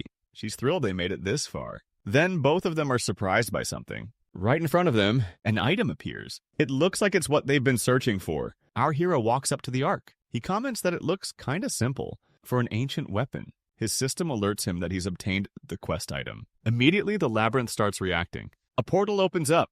The Saint says they need to jump through it to escape. Once they're outside, the Saint feels a huge sense of relief. But then someone shows up. And at first, they praise the Saints and the other world warriors' work, saying that thanks to them, okay, so the Empire's mission to snag this weapon just got a whole lot easier. This guy's name is Milvis Draga, and he's straight up claiming that he now controls the Ark's power. The Empire's representative steps up, demanding they hand the thing over. The Holy Woman drops a bomb. He's the Empire's freaking crown prince. Kang chimes in, pointing out that this prince isn't on their side. Milvis makes them an offer. Hand over the Ark, and he'll spare their lives. But the Holy Woman tries to reason with him. She says he can't do this. The Ark's power is meant to be used to protect the world from demons. Then bam, the prince reveals he's got a fragment of the Ark himself. He boasts that once he has all the fragments in his grasp, the demons will be kneeling before him. Meanwhile, our hero just says, what about this prince? He made Milvis' job easier and brought the item he wanted. Soon, Milvis flips out, enraged, and orders his men to attack. He declares it's time for the proud swordsmen of the Empire to prove their worth and loyalty. Fueled by his speech, the prince's entire army gets super hyped and charges into battle. But then the protag system alerts him that the scenario's ending, and the prince, along with his royal guards, is after the Ark's power. Kong doesn't just stand there, though. Thanks to the Saints buff, he gets a celestial armor upgrade, boosting his defenses like crazy. And that's not all. His attacks get a major power-up, too. With this epic power boost, Kong can finally fight on even ground against a whole freaking army. One of the prince's guys is saying they gotta bail. It's just not safe there anymore. But the prince, he's way too cocky. He says it's not time to run away just yet. Kanga gets a heads up from his system.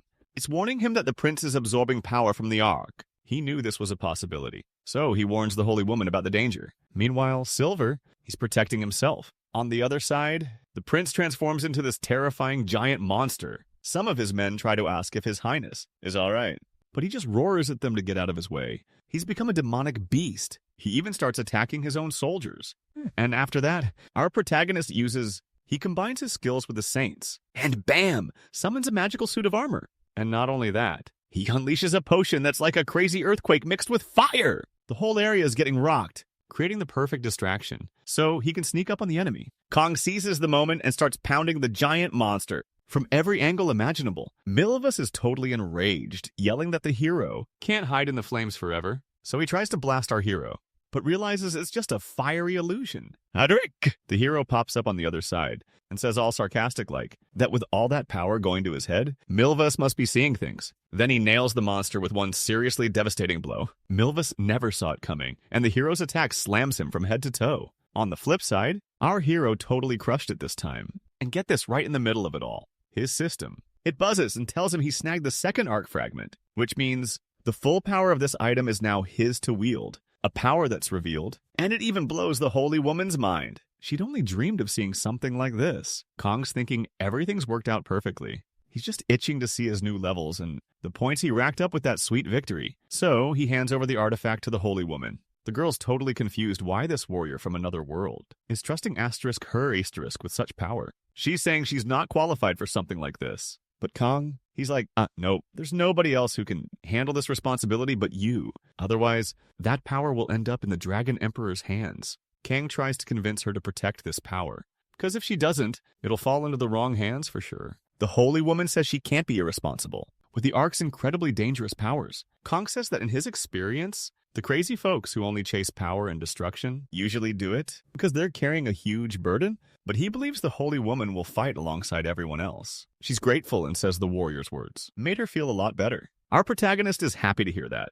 After that, he gets a ton of special rewards for completing the mission and heads back home. After being gone for a week, Kong, he figures all he did was clear a single tower, you know? He went in thinking he'd catch a break, but ended up pushing himself way too hard. Then Kong sees some articles about himself online and realizes not everyone's seeing things the same way he is. He knows it's still only the middle of January, and there are other more important things on his plate right now. A few days later, he heads out into the city again. And like always, reporters swarm him, following him everywhere.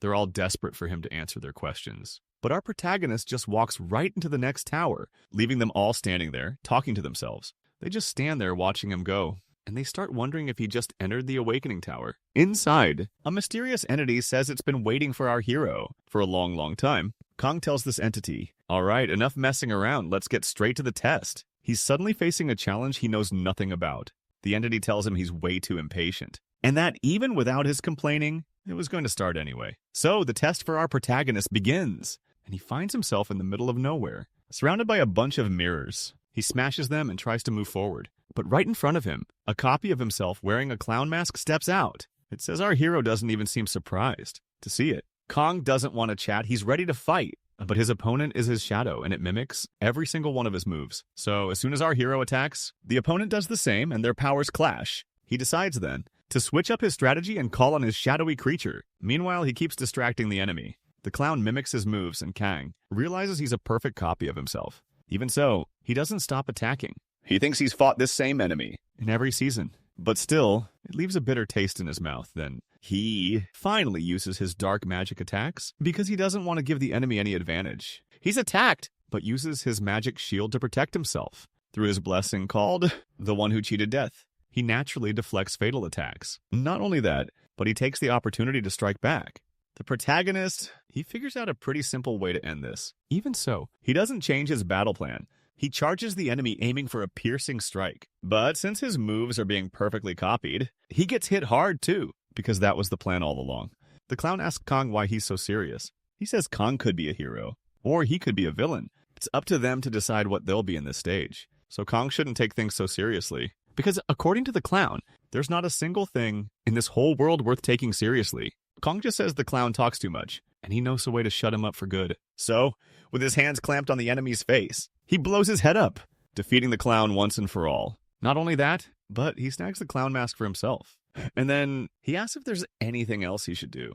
The clown monarch shows up and calls him a kid with 1,000 faces and talents. He tells Kong to choose what he wants to become now. A little while later, at a hospital, Master Park is frantically rushing towards a room. When he gets there, he finds our protagonist in bed. He's totally panicked because he heard his buddy was hospitalized, and he raced over. He got there as fast as he could, But when he arrives, he finds Kong acting like nothing even happened. The protagonist is thinking, how high could Park show up to the hospital empty-handed? His friend notices that he still has his sense of humor, and that means Kang's probably going to be okay. So Park tells him, enough fooling around. I get back out there and fight for world peace. After all, his buddy's a hero. Kong jokes, is the manager going to make me work with a hole in my chest? But Park's all, you definitely drank a healing potion or something, right? But Kong says, looks can be deceiving. This isn't your average wound. Park isn't too surprised. He knows Kong's monarch is a tough customer, says he's not exactly easy to deal with, but our hero shrugs it off. It's not asterisk that asterisk serious. He starts to explain, the awakening at level 50, it all plays out differently, depending on the monarch. And in his case, in exchange for kicking the bucket himself, his reward was getting his own unique talent. In other words, he scooped up all the skill cards and stat boosts that he'd managed to snag so far. But wait, there's more. He even powered up his existing skills. So, yeah, he basically got everything he wished for. Now he's asking Park what the next mission is. Park tells him that our hero's got to find a real villain and take them down. Real asterisk, bad guy? Which is apparently hard to find these days. This one goes by the name Black Player. This Black Player dude is causing some serious chaos in the city. Like a conductor, he's orchestrating a symphony of destruction. And by doing that, he starts ranting, calls everyone a bunch of clueless idiots. He's all like, the Grand Maestro. He's gonna show you all the real way with his amazing talent. Setting the whole frickin' city on fire? Yeah, that pleases the Fire Monarch apparently. He's like, he gets my art, as always. The Fire Monarch is the only asterisk one who gets his art. Classic. Anyway, after all that, the Maestro sees the cops rolling up. He just scoffs and calls them fools for even trying to catch him. The cops watch this maniac waltz right into the tower, leaving them in the dust. Later on, our hero finally shows up and sees the scene for himself. The city is a total disaster zone. He's thinking, okay, this guy is not your run-of-the-mill psycho. So, without a second thought, he decides to head into the tower and chase after him. When he arrives, Kang walks into what looks like a battle arena. And his opponent? None other than the maniac Maestro. But the Maestro clearly wasn't expecting to face Kong. He knows Kong's reputation. Kong, all cool and collected, tells him that even if he doesn't want to, he's going to have to fight him. With that, the maniac asks our hero if he's someone who can even understand his art. Kong just calls him a crazy magician wannabe and says he doesn't get it. He can't understand why the world's full of nutjobs like him.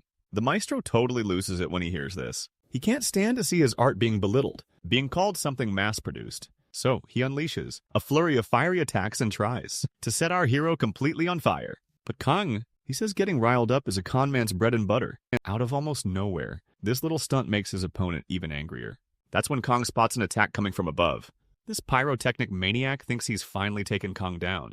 But our hero is way too clever for that. He manages to escape. Then he tells his opponent he's going to have to try a lot harder to catch him. Right after that, the enemy launches another attack. And this time he actually lands a hit on our guy. He's laughing right in Kong's face, claiming that thanks to this, he can create an amazing melody. But just when he's singing his victory song, the protagonist reappears. He reveals it was just one of his illusions. Then he charges at the enemy, attacking him. But the enemy dodges it, leaving our protagonist seriously impressed. Even dodging, he gets hit and becomes seriously ticked off. He's fuming at our hero. He snarls that there's no way some illusionary art product can talk back to Kang. He rages that our guy isn't good enough to even comment on it. And then he uses his ability to create a bunch of clones of himself. He declares that this asterisk is the audience a maniac like him deserves. Maybe this will be his final performance. But his opponent just smirks, saying his art won't die. Then he triggers a massive explosion centered on himself. Kong totally didn't see that coming. His system blares that he's won the battle.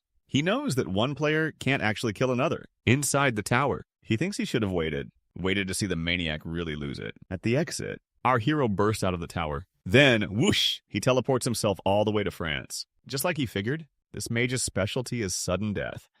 Creepy. And our hero tracked him down right in his home country. He declares that his enemy has nowhere left to run. Kong unleashes a flurry of icy blades. They slice through the air, pinning the mage in place. With that, he charges forward, ready to deliver the final blow. He's going for the definitive knockout. But suddenly, a magical shield flares up around the mage. Our hero realizes it wasn't his opponent who cast it. Someone else stepped in to protect him. From the other side, a woman appears. She tells Kong to drop his weapons. Our hero recognizes her. It's Santa Maria Jagger, the master of the Knights Order and Rescue Guild. He's all, hey, what are you asterisk doing here? She explains that the French government, they asked her guild to help out. They're investigating the black player. They're literally camped out, waiting for him to leave the tower so they can grab him. Kang's like, can't you just, let him out of the shield?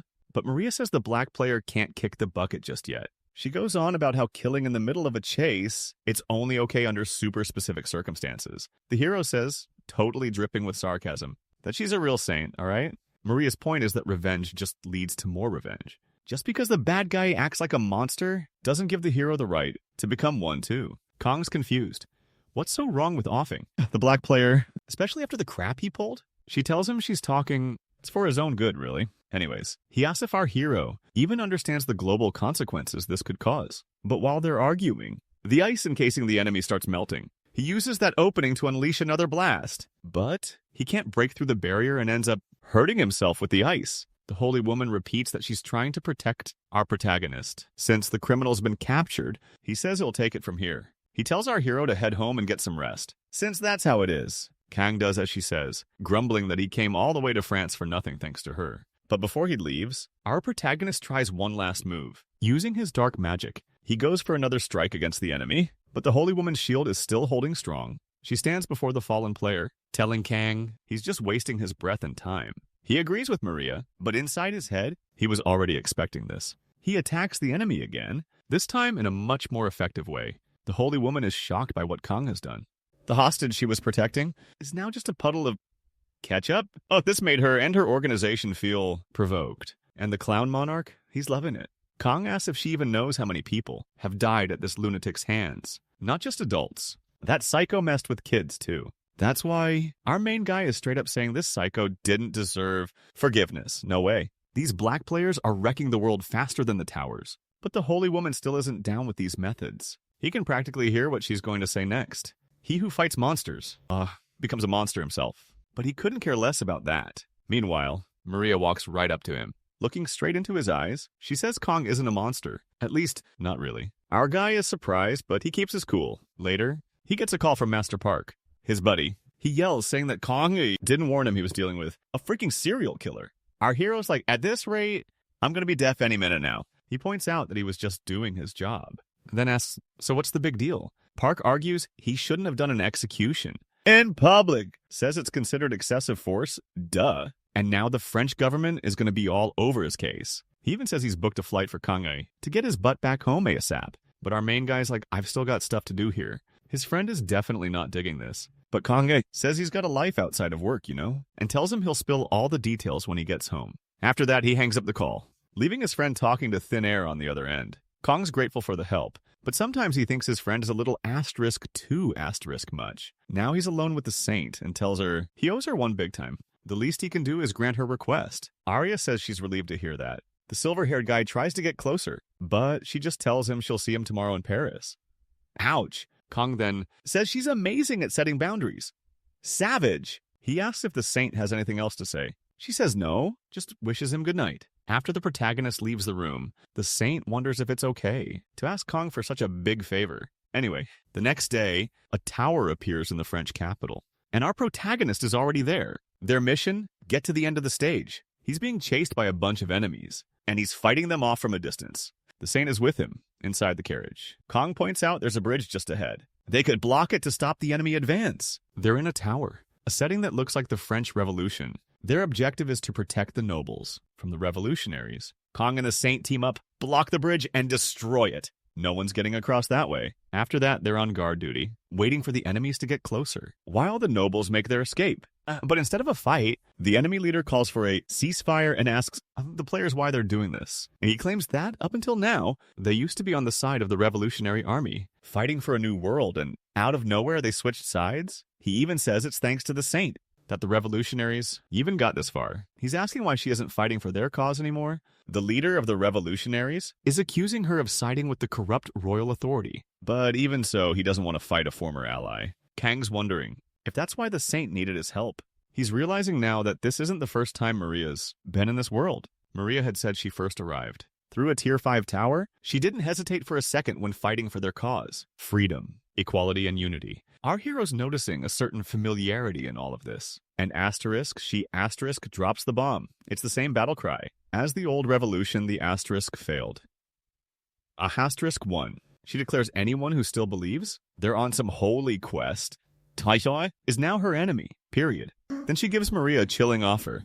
Change sides, or else. She reveals the tower is a top-secret operation, a restricted entity. They're thinking long-term. To reach Tier 6, and finish this, they have to go through them. No other way. So, our protagonist nods he's in. The saint smiles, relieved to have him on her side for this tower climb. But then, the rebel leader tries to plead with the newcomers. Wham! The protagonist shuts him up with a swift strike. Kongero actually laughs at the sudden turn and asks, he asks the leader if he thinks the visitors are some kind of apostles doing God's work. He gives the enemies one last warning, saying that even if the bridge is down, they should just back off, because he really doesn't want to spill any ketchup. Blood. But the leader says he can't do that. Even if it means facing visitors from another world, if it's for the greater good, so be it. He also declares that they will proceed with their tactics against the visitors, and he instructs his soldiers to activate their armor's tactical mode and unleash their magic armor. So the leader tells them to fight for freedom and equality. That's their way. The enemies are coming in hot, firing enhanced firearms. Each shot explodes with crazy energy. But hey, Maria's basically a saint, so she uses her skills to give our protagonist a huge buff. Thanks to that, he gets 1,000% boost, no joke. Now his movements and reflexes are lightning fast. Kang is seriously impressed with his newfound strength. He thinks that at this level, winning this fight is going to be a little easier. But then Maria tells him to fall back. She's going to take the lead this time. But our caring protagonist isn't having it. He unleashes a blackout with his dark magic, stopping her from moving forward again. Kang steps up, slicing and dicing enemies left and right. With that, he's thinking, okay, obviously, an army from a Tier 6 tower is going to be tough. But I didn't expect to have to calculate my moves. Dead smack in the darkness, man. So he's like, Santa, pop that shield. Maria's all, Kang, can you ditch the super dark curtain, please? But he's being all cagey, saying he doesn't want Santa meddling and making some lame excuse about just wanting to scope out her buffs. Like, seriously? I guess since the XP for their stats is shared, it kind of makes sense. But wait, there's more. Because of Santa, he had exactly what he needed to totally obliterate all the enemies. She didn't even have to lift a finger in the fight. Santa's feeling a little left out, TBH. But whatever. She knows they gotta move on. So the protag, chilling on his ginormous cat, tells her to jump on. They need to get to that river like yesterday, and says none of it will matter if their city falls. Maria says he doesn't have to do all this, but Kanga says he feels totally up to it. He tells her just to throw some buffs on him. He claims, and he can take down all the enemies and save her the trouble. But the holy woman says that's not why she called him. Our hero says it doesn't even matter, since he's already doing all this for her anyway. And meanwhile, somewhere else, a place is being set ablaze. People are yelling to kill the revolution's enemies. The one in charge says these are the Duke's orders. The Ironblood Duke. He says every last sympathizer of the old system must be eliminated. No one is to be spared, regardless of gender or age. As they arrive, the saint is horrified by the destruction she sees. She wonders why the revolutionary army went this far. Kong explains that this is exactly what an ideology means. He says the same thing would have happened to the people they left in the city. Then their system alerts them that the Duke's personal bodyguards, the Ironblood soldiers, are blocking their path. Kong quickly declares that they're no longer the revolutionary army, fighting for a great cause, but just a group of people, a well-known group of criminals. I tell Santa there's going to be a blackout for the next few minutes. Time passes and they finish building the tower. Soon Santa's swarmed by reporters. They're digging for the scoop on her relationship with a hero king. She's clearly a little annoyed, but she plays it cool, saying for their country's sake. They're just professional colleagues, nothing more. But then to tease her, the protagonist says they had a very busy night in all sorts of ways. Then he asks, what else could a man and a woman do in a tower together? Besides, date? Maria's face goes bright red and she insists that's not it at all. But Kang just keeps on teasing her, and it just makes the story even better. She's still fuming though and tells him to shut his mouth. Right there in front of a bunch of cameras. Kang does this just to boost his provocation stat. And to please his viewers, of course. What a clown. Anyway, he gets a system notification. It tells him about his reward, a rare card pack. But our protagonist is a little bummed. He was expecting something more. Then he perks up. He learns he's also been rewarded with a 6th sense skill. A while later, the news has already spread. The protagonist says it's late. It's way too obvious to say they're just friends, Even though she's a little flustered, Maria's got this look on her face that says she's secretly happy about the idea. A little while later, they've already charged into a new tower. This one's full of enemies with frozen helms. Our hero needs a power-up, bad. So he tells Maria that he's super sorry for whatever he did before, begging for her help. But the way Maria's talking, she's making it clear she's not thrilled about the situation, even if her expression kind of says otherwise. She steps up and tells Kong to get out of the way, saying that after a hot night comes a cold morning. Ouch. Then she goes in solo, blasting everyone with her powers. And just like that, the Frozen Helms Tower is cleared. After that, the two of them went on a serious raiding spree, a month of shocking victories. And with every win, they both leveled up and snagged sweet rewards. Once they were finished, Maria goes with Kong to the airport to see him off. He's still teasing her with his playful jokes about them being a couple, but Maria says she envies him and asks how he can act so carefree. Kong takes that as a compliment, and Maria says that even so, she's happy to have him as a player that she can count on. Our hero says he feels the same way. Maria wishes him a safe trip home. Before he goes, Maria thanks Kong for all the good he's done for the Azure world. Kong thinks about that for a moment. He thinks it's more efficient to cooperate that way, but national interest is still everyone's top priority. He also says that at some point, he'll have to invite the Saint to his country. And his cat butts in, asking how long Kong is going to keep flirting with her. Our protagonist is shocked. Since when can you talk? The little guy retorts that he's evolved. Then Kong asks why he didn't say anything before. The cat says he didn't want to interrupt the flirting with that woman, but now he wants to cut the chit-chat, and tells the protagonist to open the pack of cards he got. Kang does it, hoping to pull a legendary card. He said if you call the decks, simply a set of cards. After unlocking everything, he can actually build a real deck now. Because in this game, the most important things are synergy and classes. Even though he already got some synergy going, by snagging the right stuff early on, because of the amount of extra items that don't quite fit, Kang can't get the class buff. But hey, he did get the Shadow Assassin class, along with a couple of upgrades. Now he says he's going to chill for a bit. And when he gets home, he's going to test out his new deck in some tower. After landing back in Korea, our protagonist hits the streets looking for a tower. People recognize him as usual and watch him go into a nightclub. But Kang, he's not there to party. He's there to chat with a drunk bum. The guy says someone's got a hangover and is wondering who dares to disturb him. Kong just tells him he's going to count to 3. And when he's done counting, the guy better get up and follow him. But Mr. Hangover wants to know who Kong thinks he is to give orders. He even brags that his dad is the president of the group. Like how you can't just treat him any old way. But our hero doesn't give a flying fig. He grabs the guy by the hair and hauls him out of there, dragging him outside. Before this all went down, he went to the association president, telling him he was planning to test out his new deck, and thought he'd take the newbies on a free little field trip. The president said if that's the case, he's got this promising newbie who just awakened recently. But when Kong meets this supposed newbie prodigy, he's totally not buying that this is the same guy who cleared a tier 3 tower. Hearing that, the newbie realizes he's standing face to face with the Hero King. He asks if the king is here to take him to a tier 4 tower. He even declares he's tired of tier 3 towers. This really impresses our protagonist. So he decides to tackle a tier 4 tower with the newbie. But first, he wants to see what this kid can actually do. So he throws the newbie in front of an enemy. The kid's face instantly turns to one of pure terror. He's seeing up close what he's really up against. Instead of fighting, he starts running away and begs the protagonist for help. But Kang just calmly says he won't move a muscle. The spoiled kid whines, asking if Kang thinks it's okay to just let him die there. From afar, Kong notices the kid's only surviving the blows because of the armor he's wearing. He knows a free ride sounds nice and all, but these entitled guys don't want to actually fight themselves. They just want to boost their levels and stats the easy way. He starts wondering who's going to save the world in the future. Hearing the kid begging for help, our hero steps in and tells him if he wants help, it ain't free, you gotta earn it. Right after that, even more enemies swoop down from above. The kid freaks out, totally terrified. Unlike our hero, though, he jumps right into action, solving the problem.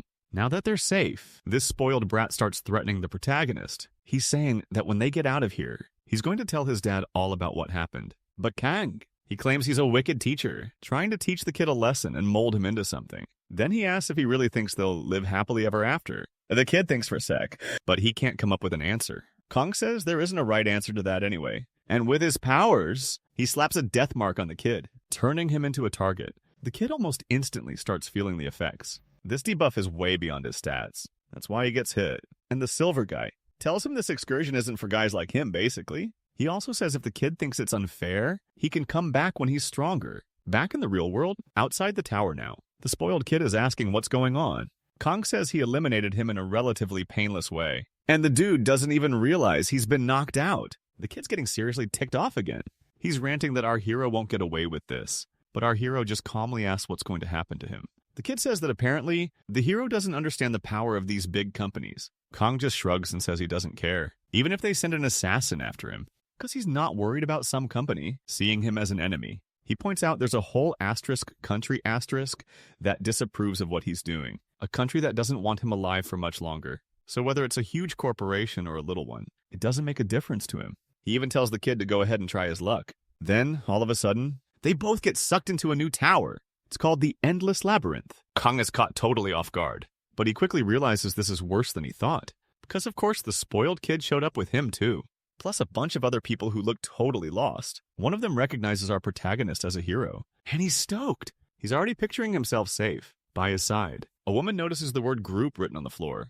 They need to work together to conquer this tower. Our hero sees the writing on the wall. They're a group now, and even though he doesn't want to, he's gonna have to survive alongside them. The woman spots the rules. She says they can respawn, but only if they're taken out by another player. So basically, if they're in deep trouble, they can off themselves to get out of there. Kong is not feeling this. He figures they're not going to last long. Still, they announce it's a freebie tour courtesy of the Hero King himself. Everyone needs to step up and show off their skills. And with that, the mission kicks off. After tangling with some bad guys, our hero's thinking, hey, we're actually doing pretty well here.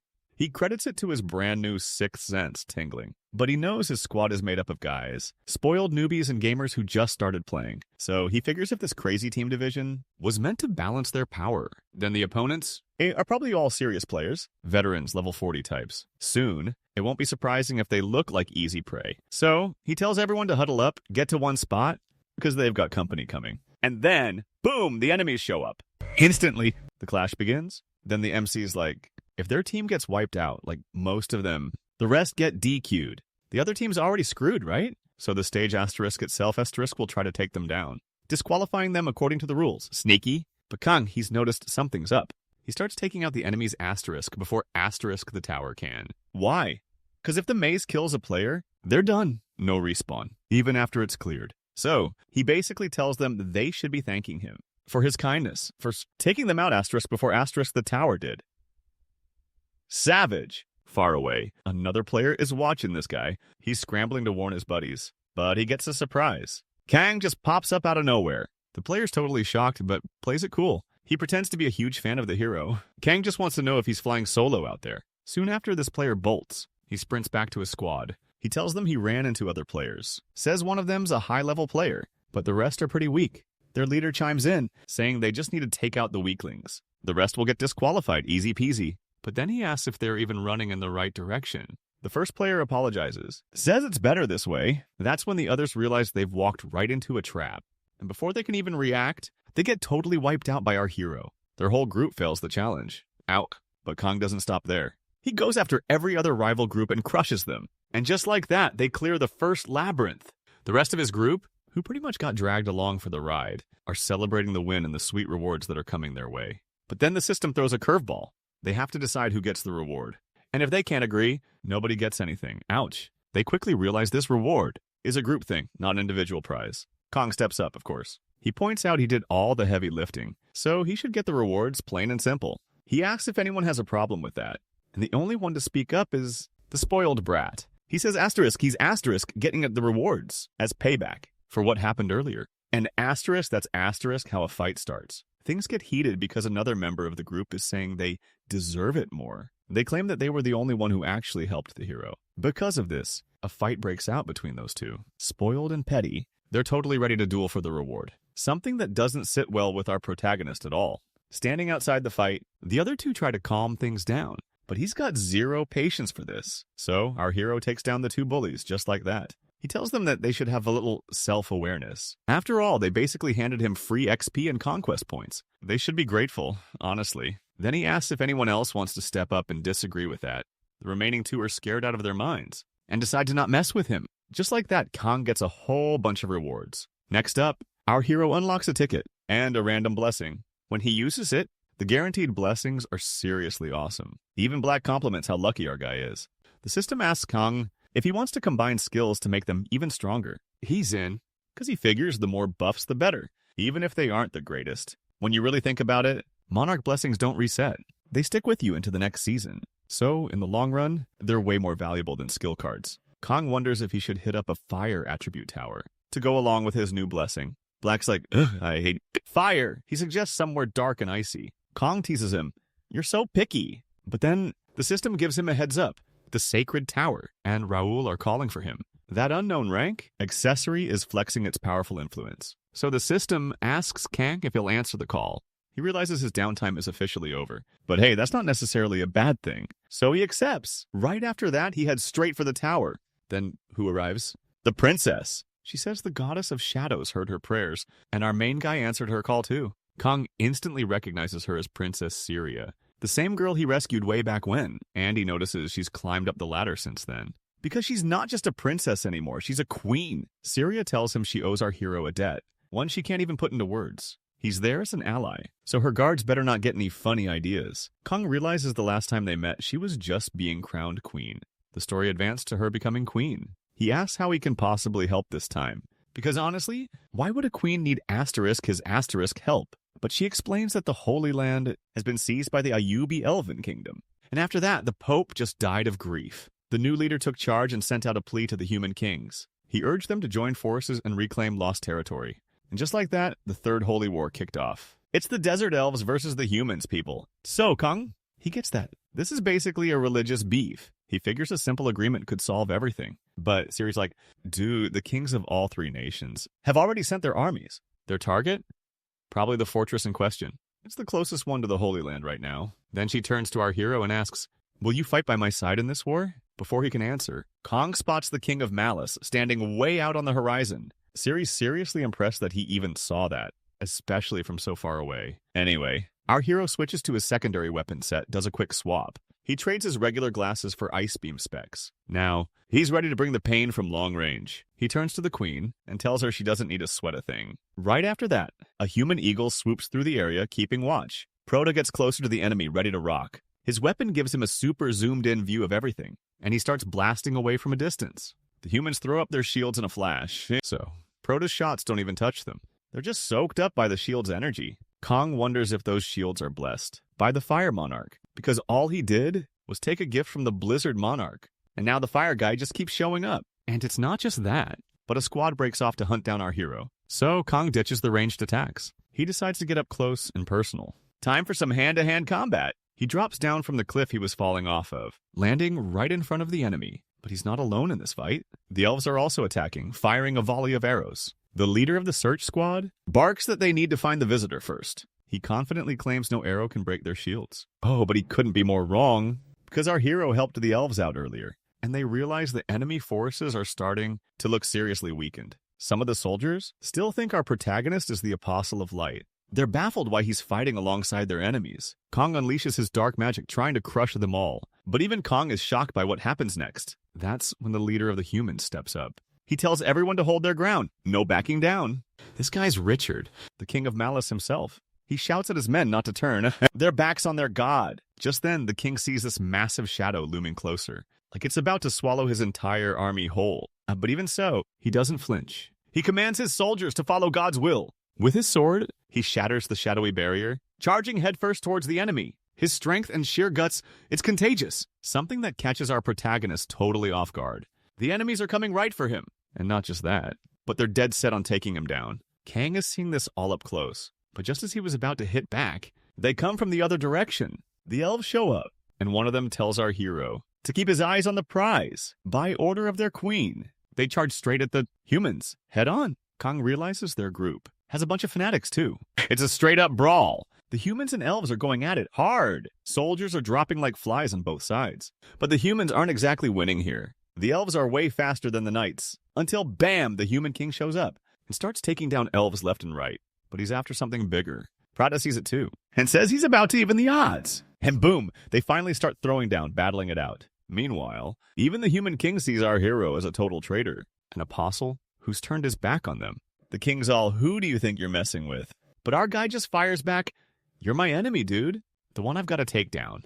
To score a massive reward. He wants to see if the king's got a dragon heart hidden inside. So he slaps a mark of death on him. Then his system dings, telling him the debuff. Expose weaknesses has been applied. Hit modifiers, defense, and evasion all just got nerfed by a whopping 500 points. The king roars that he won't fall, not to some little bug like our hero. And then he finishes off his own horrors. He chugs its blood to power up. Seriously, our hero is totally freaked out by this. Since the king got debuffed, he shouldn't be this strong. Your turn. The king uses the power he has gained to try to defeat his opponent. Kong uses his secondary deck to cast Ice Lightning through. Sword manipulation. Their battle intensifies even further. Our protagonist uses his mind-controlled swords, combined with his dark powers. On the ground, souls covered in ketchup appear. They take over the king's body. Kong thinks the ketchup current got stronger because of the carnage around the battlefield. In that case, since the conditions have been met, his system specifies the area of effect range of the ability. After this, he commands the bodies to rise.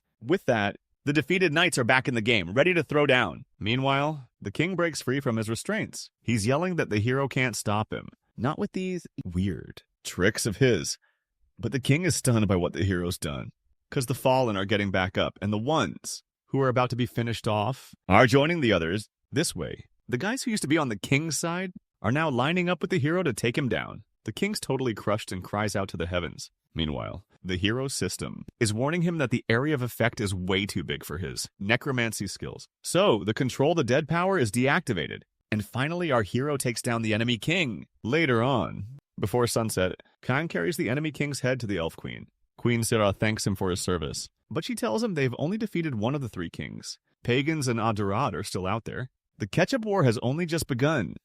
Okay, maybe not ketchup, but the war has just begun. Night falls on the kingdom. Our protagonist takes a moment to appreciate the scenery, but he senses something different in the breeze. Because ketchup is spreading with the wind?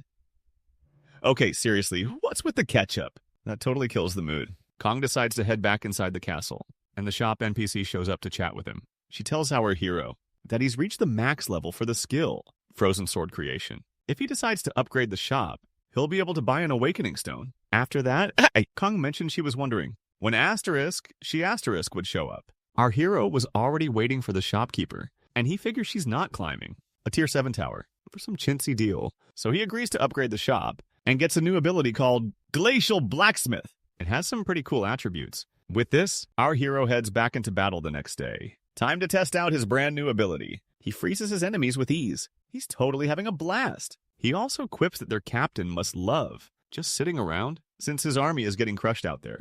And he's still holed up in that tent. So if he doesn't leave soon, Kong says he'll have no choice but to step in. Before the battle, the queen reveals she got word that Ketchup Beard secretly led his elite troops and set up camp nearby. Kong praises the elven spy's efficiency, but the queen says the info was actually leaked by humans themselves. She also says the three kings who fought in the Holy War have never really gotten along.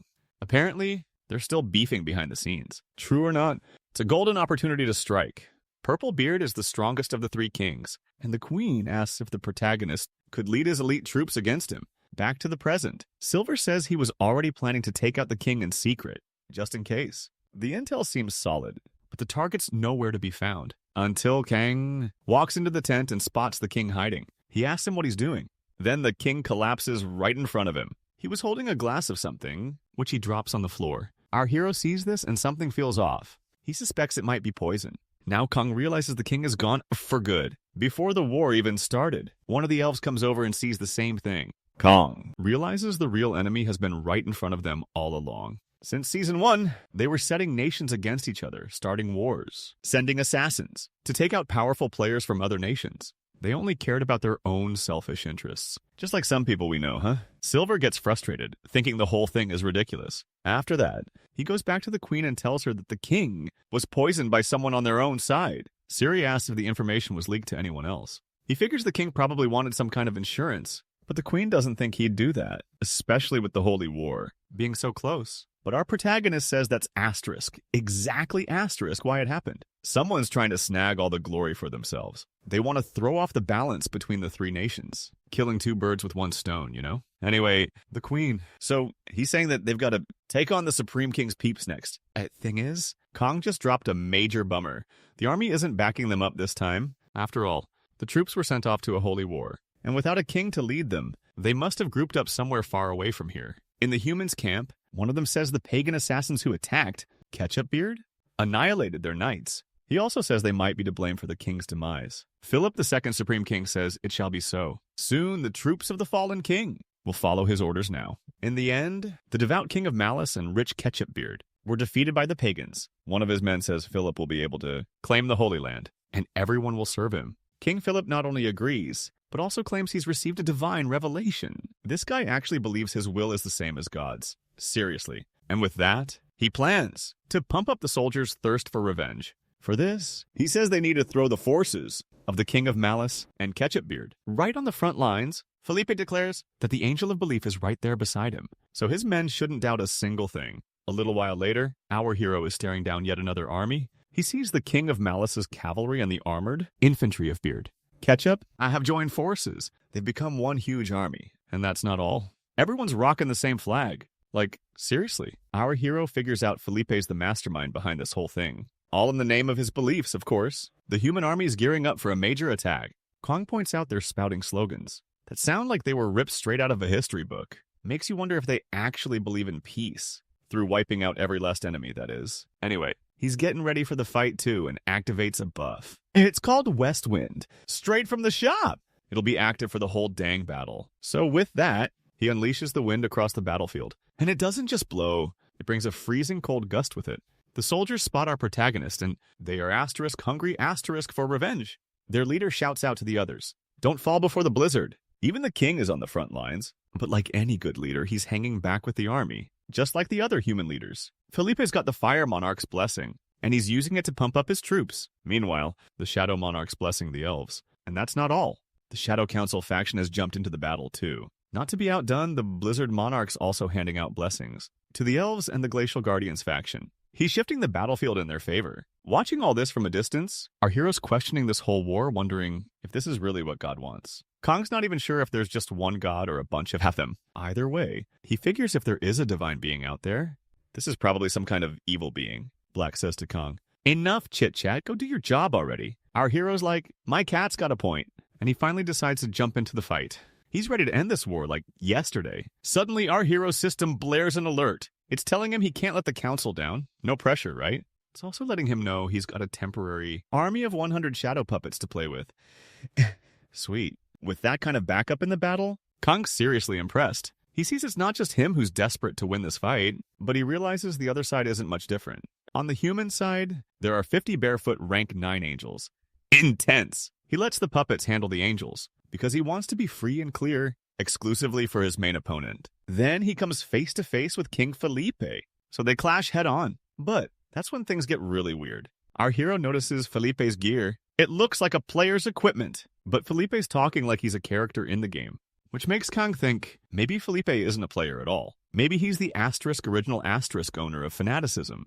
The Ario! Next thing he knows, Felipe attacks him from above, and Kong is not happy about it. He's all, seriously? Wings now? Everyone's got wings these days. But then the system dings with an alert. The Shadow Monarch has granted the buff Raven's Wings. Now our hero can fly too. But he's actually pretty annoyed. He grumbles, "I didn't ask for wings." Fighting like this just totally messed up his carefully planned strategy. On a bunch of useless papers. The only one who was happy about this was Felipe. Felipe claims he's finally found a worthy opponent to fight. And just like that, they're throwing down in a mid-air battle. Felipe comments that it seems our hero is struggling a bit. He says it's punishment for betraying God's will. Kangyu decides to mess with him, asking if poisoning Ketchupbeard was also God's will. His opponent says our hero is resorting to cheap tricks, low blows, and that he won't fall for it. He insists that everything he does is God's will. Felipe basically declares himself God's BFF, saying that makes his will the same as God's. But hold on, he tries to attack our hero but totally whiffs it. He ends up hitting an ice clone instead. Kong pops up from behind, muttering that wings are just a pain. They block your view, you know? So he nails Felipe from behind. But his system is screaming that this guy, an 8th rank, actually has the body of the Supreme King. And then Felipe's body starts glowing like crazy. Boom! Huge explosion that sends our protagonist flying. The part of Felipe's body that got hit healed right up. He reappears with a freaking halo over his head and a set of wings that are even more magnificent. Kong's watching all this go down up close. He's thinking, seriously, angels are stealing bodies now? His system alerts him the Fire Destroyers faction have imbued the Sword of Light with hellfire, and the Glacial Guardians faction, he's channeling the glacial chill of Casitas into his ice sword. And just like that, Kong's got the strength to match his opponent, blow for blow. Then, out of nowhere, it starts pouring rain. Rain pelts the soldiers down on the ground. Up above, the two rivals are locked in a fierce clash. This battle is a brutal back and forth for both of them. Kong's struggling with the added challenge of fighting in the air. Then, in one careless moment, the enemy manages to slice off one of his wings. Ouch! Felipe thinks he's got the upper hand now. He's going all out, attacking our hero. He's putting everything he's got into this, trying to take down his opponent for good. But Kong's got an ace up his sleeve. He unleashes Black, impaling Philip with those sharp spines. And that's not all. Kong's also bringing his swords into the mix. They're mentally controlled to cause even more damage. That's how he manages to avoid getting finished off. And finally, he defeats King Philip. His system alerts him that he has taken down the one who possessed the Archangel's body. With the fight finally over, he rips off the other wing he had. He says he doesn't need it anymore. From the ground, some soldiers see something falling. And when they realize what it is, they're totally shocked because it's their own king. Not just Philip, but the other angels are falling too. The protagonist's system gives him a warning. The flow of the story has been distorted. The story. It's changed. He's swapping out the player's historical gear. Kong snagged Philip's outfit, using it, which defeated. Plus, he scored 10,000 conquest points. At the end of the day, he's just glad it's all over. So, he heads back to the real world and instantly gets swarmed by reporters. Kong is totally confused. He went into the tower from Asterisk, inside Asterisk's house. How did he end up somewhere else? People are gawking at his new outfit. Everyone's got questions. Seeing him in that different gear, tons of questions are popping up. But Kong is not in the mood to answer a single one. Meanwhile, his manager comes sprinting over. But when he looks at our main character, he realizes the guy is different. So Kong decides to speak to the press. He tells them people love heroic acts, and they're desperate, just itching to hear that he's past his prime. He even says he feels ashamed sometimes. He wonders why he has to go through so much, just to protect the world. And since they've pushed him so hard to talk, he asks if maybe they just really dig war that much. This question leaves everyone there pretty stunned. Kong goes on to say that war is like having molten iron poured all over you while you're trying to climb the walls of a castle. It's getting hit with arrows, getting slashed open, and watching your insides spill out there. But he points out they're in the 21st century now, and that's why he wants to bring up the reality of this era. He mentions missiles raining down from the sky, bullets tearing through people, and fighter jets bombing innocent civilians. But no matter how you slice it, the part about your guts spilling out is still the same. That never changes. That's why he doubles down on what he said before, and asks again, do they actually asterisk like asterisk war? Some say there's no way anyone could enjoy something like that. Nobody truly likes war, not even the winners or the losers. Because in every single scenario, war is horrific. Meanwhile, Kong flashes back to what happened before he left the tower. The queen told him she was happy about his revenge, but that now she's scared. So he wonders, what could make her so afraid? Ceres at the end of that war, the carnage, the deaths, the whole horrific scene, all of it made him wonder if this was asterisk really asterisk what his goddess wanted. Kang had come to the same conclusion about going back to the present. He says there's no way anyone asterisk likes asterisk war. But then he asks, do they like heroes? People shout back, yes! Then our protagonist drops the question, how do you think heroes asterisk become asterisk heroes in the first place? The answer? By facing enemies and coming out on top in wars. Because there's no way for heroes to exist without wars for them to fight. That's why he concludes that when you boil it all down, people asterisk do asterisk-like wars, even if they won't admit it. The journalists are saying that declaration is pretty extreme. How wrong? They think the situation is just a relic of the past, out of step with the present day. But Kong says it's not that simple. Turns out the northern neighbors are sending assassins to take him out, like it's some kind of festival. This isn't just warfare. It's a whole espionage operation. With that, the reporters jump in, asking if foreign assassins have already tried to take Kang out. Our hero pretends like he accidentally let that slip, claiming it was confidential info. They try to squeeze him for more details, but our hero's already achieved what he wanted. He's got them hooked on this story that was previously under wraps. He says, thinking about the war, something clicks in his mind. He wonders, even if the world was ending tomorrow, would they still be fighting each other? He thinks it's messed up how players are supposed to be. The nation's strength, being used like weapons of war. Players are raising their swords, but not against the asterisk world's asterisk enemy. They're fighting the enemy of asterisk, their own nation asterisk. Kong says that even without him or the other war heroes, they seem to think they can finish the season just fine. He figures the reporters must believe that lie. Then he wonders, why does asterisk have to go through so much? Just to save a world that doesn't even need him? The protagonist's whole speech is being broadcast, lived to the entire world. Important people, big shots from all sorts of nations are hearing what he's saying. Some folks start getting a little worried, until this reporter steps up. He's saying it's totally worth fighting for. Kang asks why he and others believe innocent people shouldn't be sacrificed, and that a player can't just ditch his responsibilities. Not like that, all irresponsible. He says anyone can be a hero or a villain. It's up to each of us to choose which role we'll play. But then, he gets cut off mid-sentence. His manager grabs him, by the arm no less. He's trying to drag our protagonist away from the cameras. He hauls Kang away, claiming that others shouldn't be talking about a player's duty or about convictions. Because if a nobody like him starts having convictions, he won't take responsibility for the mess the world's in. He even tells them to make sure they broadcast that. This attitude of his really pleases the clown monarch. Meanwhile, Park says he's going to take him home, but Kong's just itching to know what rewards he got.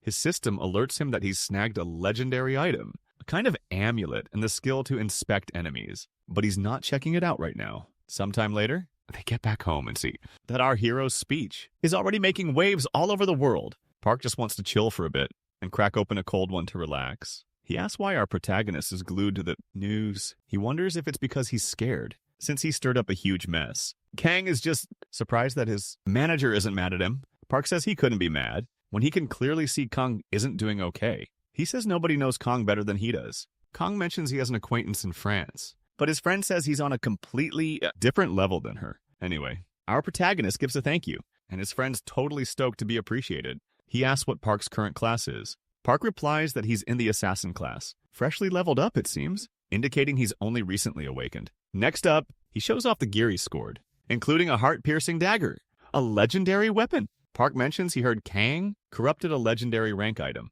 Kong just says that's how things shook out. So his friend tells him he should take a break, or he's going to seriously hurt himself. He says there's a tier 7 tower waiting for them. Park's idea of rest is definitely something. Anyway, they're already inside the tower.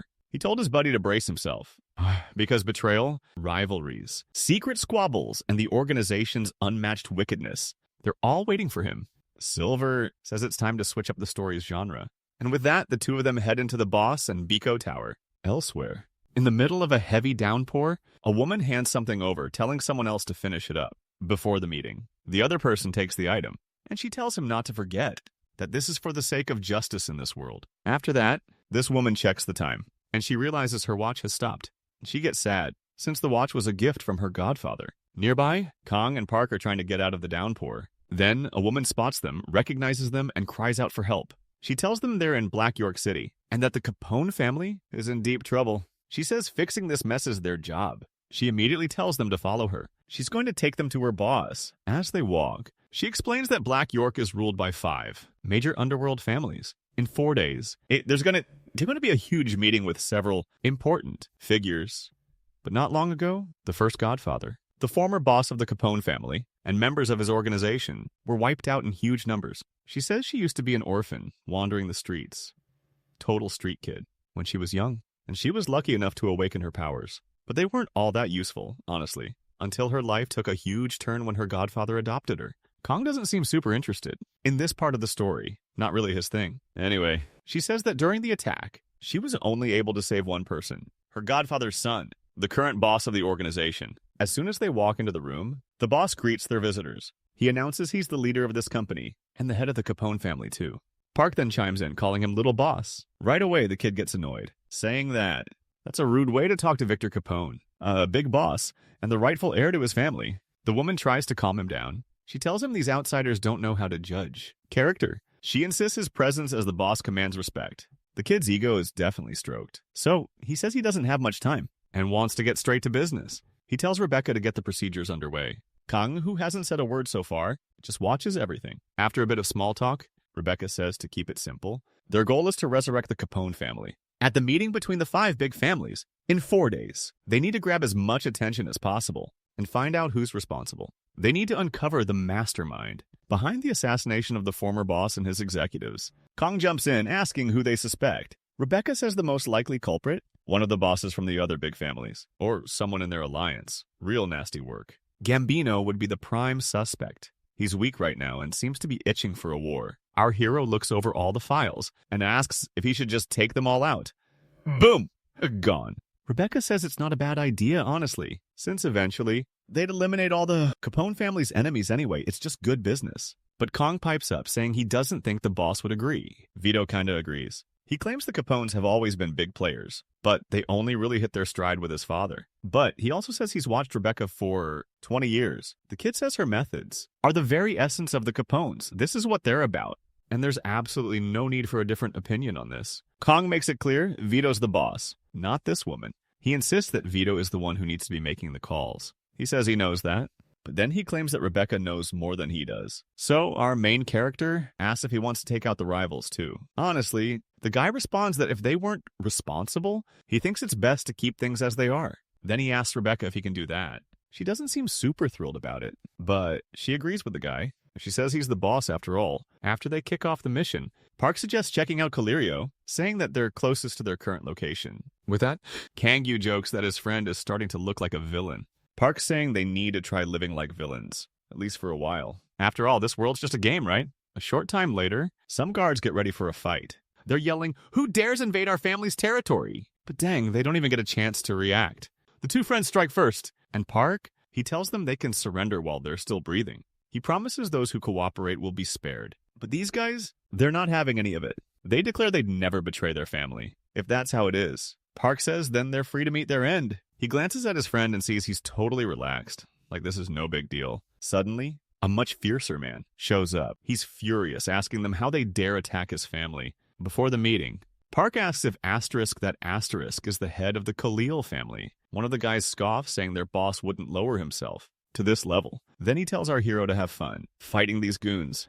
But Kong doesn't get it. They were supposed to be doing this together. But Park says his friend came all this way to relax, basically, so he declares he'll handle things this time. Kong is totally surprised by this, but he agrees. He says he'll clear the path for his friend to advance. Then Park charges forward, saying he's going after the boss. The protagonist is left alone with the remaining thugs, and someone is watching his every move from above. Until, like a crow, this person is making moves. Inside the enemy organization's headquarters, no less. Park's just doing cleanup duty, until he and the protagonist notice something flying around nearby. Kong only sees a bunch of crows, but he gets this feeling that there's more to it. And in a way, he's not wrong. In the last chapter, the Koliu family was destroyed. Now, the Gambino family is next on the hit list. The protagonist watches the whole place getting wrecked, and starts wondering what his buddy's up to. Thinking about it, he realizes it's been a long time since he's seen him in action. Even though he thinks they're alike, Kang doesn't want Park to see that asterisk side of him. He strokes Black and tells him, "Don't leave any scraps." The cat's like, "That's a bit much." "Pretty convenient for you, Kang. Who's making him do all the heavy lifting?" Anyway, they wrap things up there and head to a diner. Park calls his buddy a lazy bum, because ever since they got there, Kong's been chowing down on burgers every single day. Breakfast, lunch, and dinner. Our main guy defends himself. He says these burgers are the best he's ever had, and he wants to eat as many as he can before heading back home.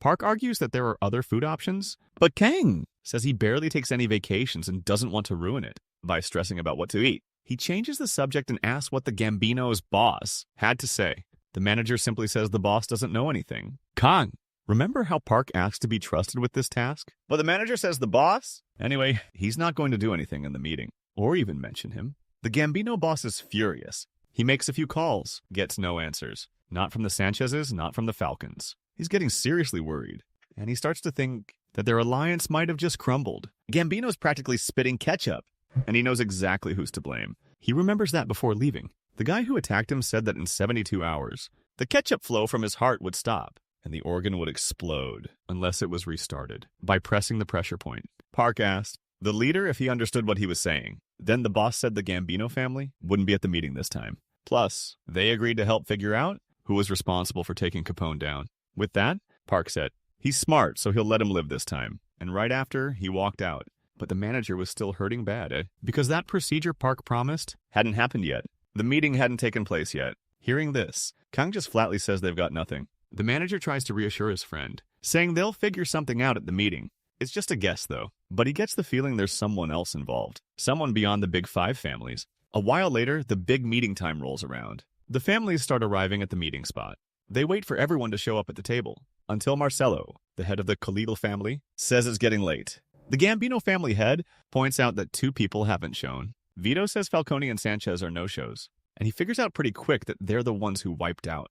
his dad. Rebecca tells him not to jump to conclusions and advises him to watch everything first before he acts. The kid agrees, saying she's always the wisest one. Then out of nowhere, someone shows up, saying they have urgent news. Meanwhile, Park and Kang are watching everything from a distance. The guy who just walked in reveals that the heads of the Falcone and Sanchez families have been taken out. Kong figures they've got another enemy on their hands. Park says it's no wonder the 5 families seem so weak these days. Our guy, Gang, jokes that he thought he was just getting stronger, but his friend shoots down his ego trip real quick. Then, out of nowhere, the lights in the place go out, leaving only a single spotlight shining on the stage. A mysterious hooded figure thinks it's mighty convenient that they're all gathered together. Soon, the disgusting trash, what stains this city, he says, is how they deal with corrupt politicians. They manipulate the workers' union to squeeze every last penny out of their wages. And they lie. They cheat under any excuse they can find.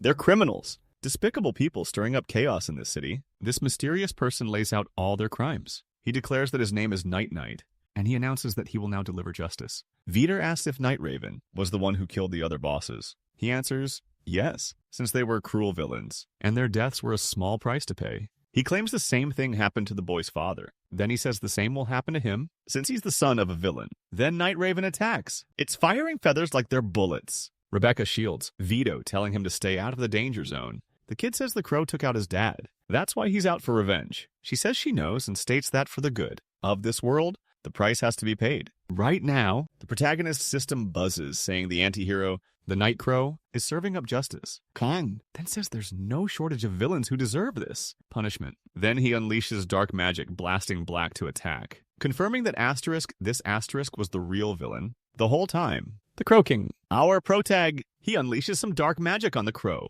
putting his opponent in a seriously tight spot. But the Crow sees an opening for a counterattack. And Black, he's saying our hero's about to finish him off. Kang! He's noticing his cat is getting sliced up way too easily, thinking maybe he should feed it better.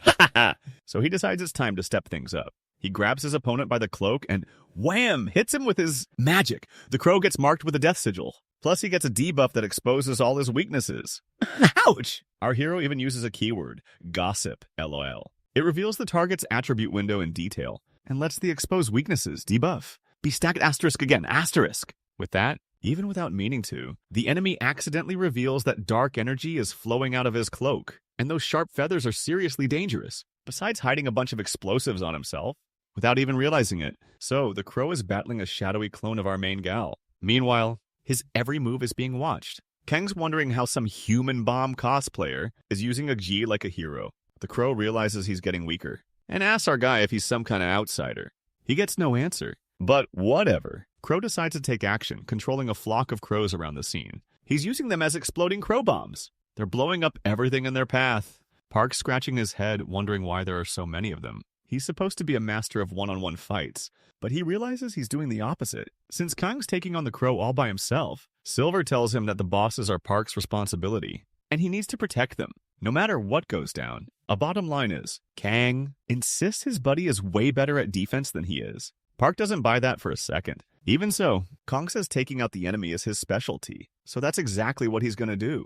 Until the Crow pipes up saying foreigners should be fighting for world peace. He wants to know why they're acting like evil puppets. Of evil! They don't get what he means by peace and unity. The Crow says he doesn't know what their enemies used to trick them, but he's calling them all a bunch of villains, rotten and murderous. They were responsible for wiping out the Capone family. Even so, they walked out of that courtroom scot-free. Why? Because they bribed every big shot in this city. And because everyone's too scared of them getting revenge. He says that's the ugly truth about this city, and that's why he and his crew are fighting for justice. The Crow says it's not too late. He's fighting for the city, for what's right. He's trying to get our main character to join him, to fight these bad guys together. But Kong isn't having any of it. He uses the guy's big speech as a chance to attack. Kong snaps that the Crow talks way too much instead of fighting. Plus, he hates fighting people who hide their faces behind masks. But when he finally sees the Crow's face, Kong realizes it's just a little kid.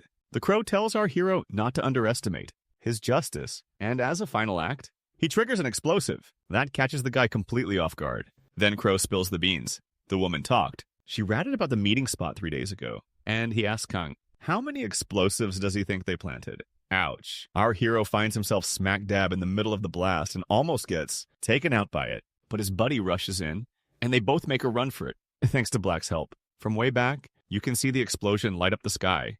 The next day, after the dust settles, they all meet up again. And Rebecca gives them a huge thanks for their loyalty. She says that because of them, most of the companies who were at that meeting are now in the Capone family's hands. Kang! She says the boy lived, that just like she wanted. They ended up winning. Rebecca agrees, saying that with this, their work is done. But our guy asks if, when it's all said and done, this wasn't all part of her plan? The woman throws back, asking what it has to do with him. Our protagonist says his job is to eliminate all enemies of the Capone family, since she took part in the assassination of the family's godfather and even hired an anti-hero to take out the heads of the other families. That makes her an enemy too. Rebecca retorts he has no proof, but Kang-gyu counters that the crow himself talked. He said Rebecca provided information on the family, so she's a traitor. Using this, she eliminated the competition. She basically put this kid in charge as a figurehead, and then she became the woman really running things of Black York City. But Rebecca tells a different story. She claims she did it all for Vitor.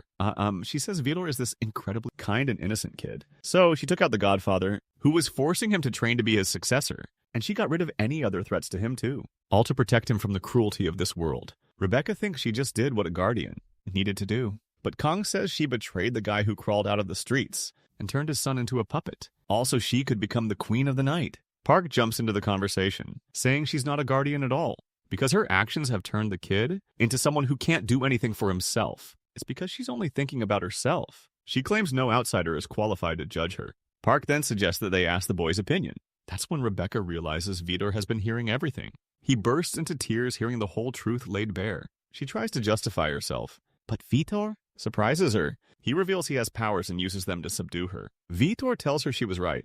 As always, the world really is cruel. After all that, they wrap up the mission and head back home.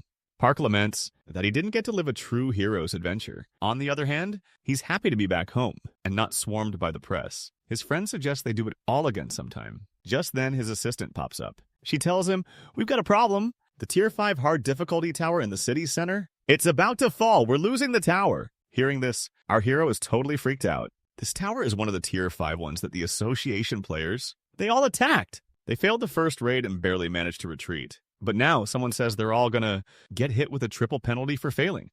Ouch! That means they're getting demoted! Another player pipes up, saying they can fix this by trying to finish the challenge on hard difficulty, which understandably scares the rest of the group. But he argues that they've already made it this far, done everything to get here. And everyone agrees. They definitely don't want to fall back to the bottom and become slaves of the association. They need to get rid of those penalties no matter what. And their way to do that? Choose the hardest difficulty. After that, they tried a second raid on hard mode, and they got totally wiped out. On the way there, Kong mentions he's heard about the association's merit system and its penalties. It sounds brutal, but he doesn't think it's necessarily right. Tower breakdowns are actually pretty rare, but back in the first and second seasons, that kind of disaster happened all the time. Back then, there wasn't a good method for raids, so failing was super common. The outcome, though, wasn't easy. Countless tragedies happened because of it, taking the lives of so many precious people, including our hero's family, before he became the player he is now, and even after. But he knows things are different now, so he decides to unlock every single piece of equipment he hasn't collected yet.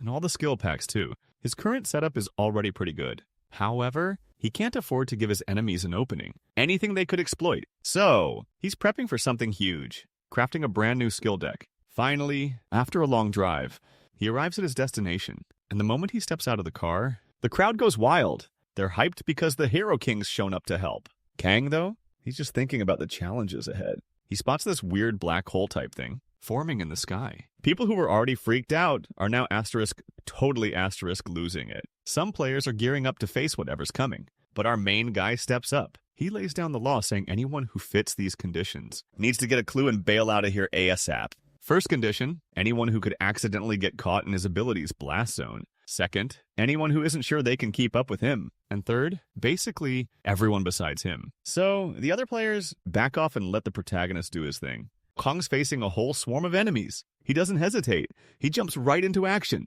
slicing and dicing them all. But he's realizing the place is getting more and more overrun, just swarming with bizarre creatures. And what's worse, he sees something completely new, something he can't even name. But knowing the name of the tower and the enemies the players fought before, he figures the enemies inside must be the people of the kingdom within.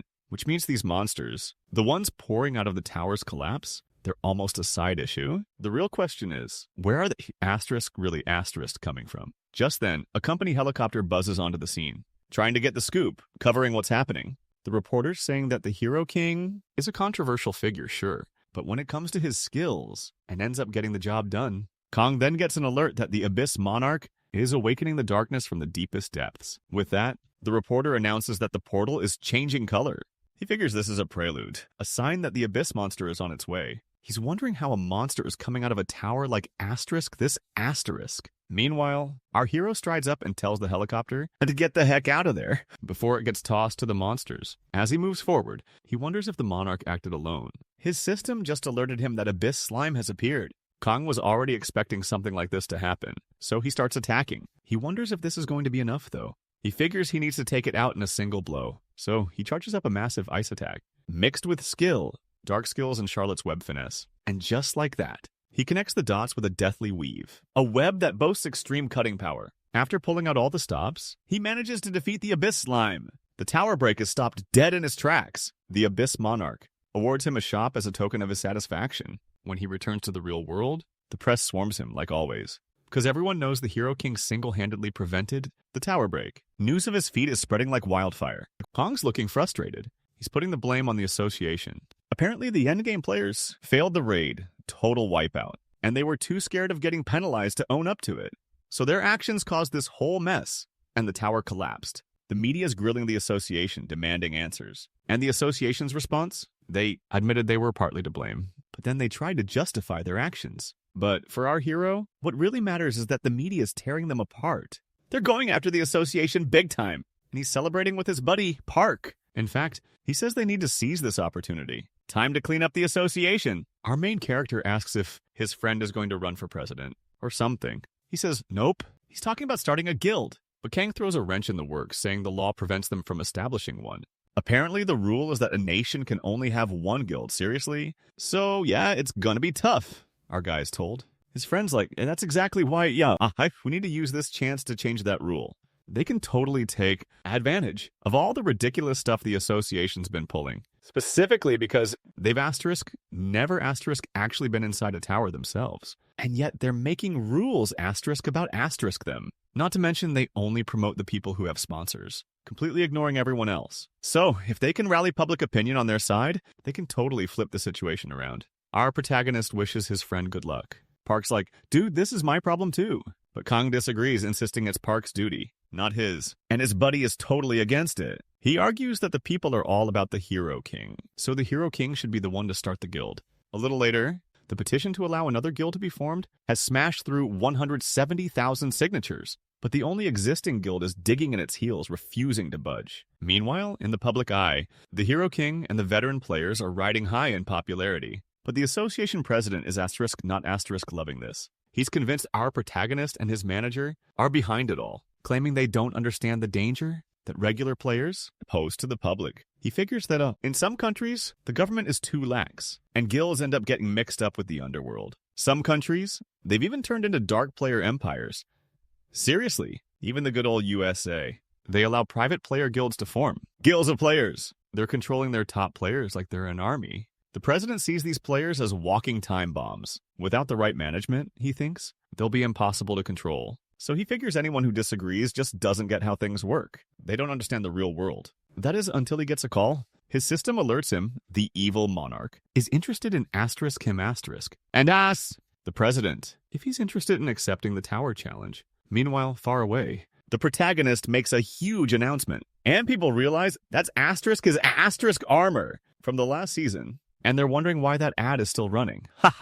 Meanwhile, our hero's thinking about forming this new guild, the whole deal. Park's been trying to convince him to start it. But Kong, he's pointed out a bunch of problems. So his buddy told him not to sweat the small stuff, because all he needs to do is take the leadership spot and hand over the behind-the-scenes work to his manager. Park said that to make a better world, they need the Hero King, because he's the only one who can do it. Kong's been turning that over in his head, wondering, why always the Hero King? Why does he have to be the first one on the front lines? He figures his real mission is to conquer those towers. So our hero uses his system to track down towers, ones that match his level. But he comes up empty. Nada. So he decides to switch off his GPS. He's thinking there's gotta be other ways to get into these towers without having to actively hunt them down, like getting an amulet from one and just waiting for the call. And that's exactly what happened after his last mission. He scored one, a boss amulet. Kong knows these things are basically a way to link the tower world to the world outside, but he's got a feeling he won't be getting that call anytime soon. So he figures all he can do is wait. Until bam! A citywide alert siren starts blaring. Turns out a Tower of Trials is about to pop up any second, so people are going to be hyped to watch the performance of the top-ranked players. From Season 5, it's all going down on a live broadcast. Our hero's kind of clueless about what this all means, but his system is going wild, saying the Clown Monarch, really wants him to join in. Meanwhile, organizations all over the place are scrambling to figure out what this tower thing is all about. Information is super scarce, you see, and the whole thing is going to be live-streamed. But there's a huge catch. If any of the players who enter the challenge fail, 100 million random people are going to be wiped out. Kong is understandably freaked out at first, but this is exactly the motivation he needed. So he shows up, ready for action, and he agrees to take on this mysterious tower. So he and players from all over the world enter the tower, all at the same time.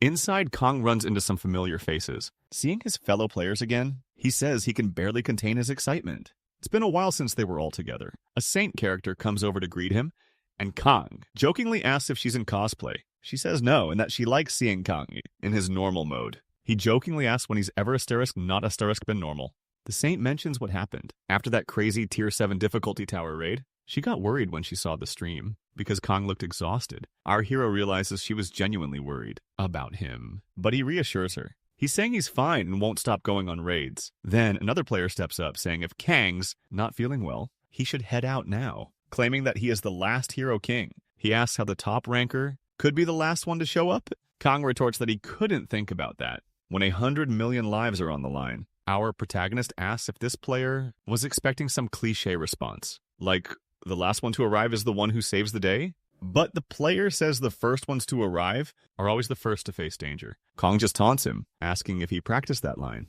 claiming that he doesn't care about anything and is just faking it. The player doesn't appreciate that, and they both start arguing. But then another older player butts into the conversation. Kong's like, how dare you show up here? Without the proper gear? The guy just shrugs and says, the season hasn't even started yet. Nobody's gonna get eliminated in this tower. After all, they're being watched by people all over the world. Right after that, the system announces they'll temporarily receive a set of Season 5 endgame items. They get to keep them until they leave the tower. So yeah, skills and gear are handed out to everyone. Then the old guy chimes in, saying this probably makes the chances even slimmer of someone getting eliminated. He's Diork the Gravedigger from the Artifact Company. With this help, the players get stronger, ready to jump into action. But then someone approaches Maria, and she says she can't believe they're playing these childish mind games, especially now. This woman's name is Lydia Mestre. She's an international player and a member of the police force. She says there's no limit to how immature these guys can be.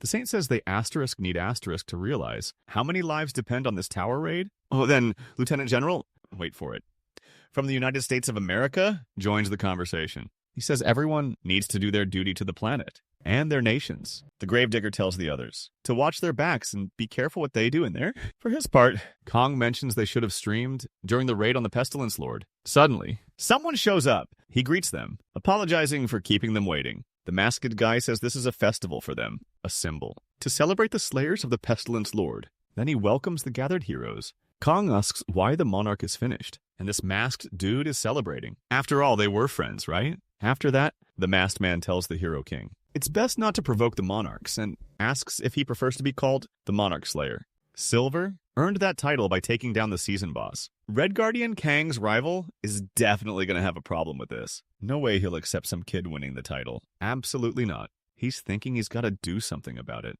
Anyway, the masked one says this is a celebration to honor the players, hoping they don't feel overwhelmed by it all. And Red Guardian just straight up attacks the masked one, asks if this is some kind of joke, because there's no way he's seeing 100 million lives as something to celebrate. Kong watches the whole thing, thinks it's pathetic, confirming Red's doing this just to get the crowd to cheer for him. The masked one tells him all his attacks are being nullified, so he shouldn't be wasting his energy. Now he's going to explain the rules of this tower, and with a snap of his fingers, he tells the viewers to vote for their favorite player. Soon it'll be up to the viewers of this broadcast to decide who the hero of this tower will be. Kong gets ticked off. He argues that they could totally rig the votes. But the masked guy clamps his hand over Kang's mouth. He tells him to watch his mouth, since they have rules to play by. He also says their mission is simple. Grab the viewer's attention and keep them entertained. Easy peasy, right? How they pull that off is entirely up to them. And the number of votes each person gets individually will decide the points they'll receive. But here's the catch. If the votes are low, like seriously low, or if they fail, to keep viewers hooked,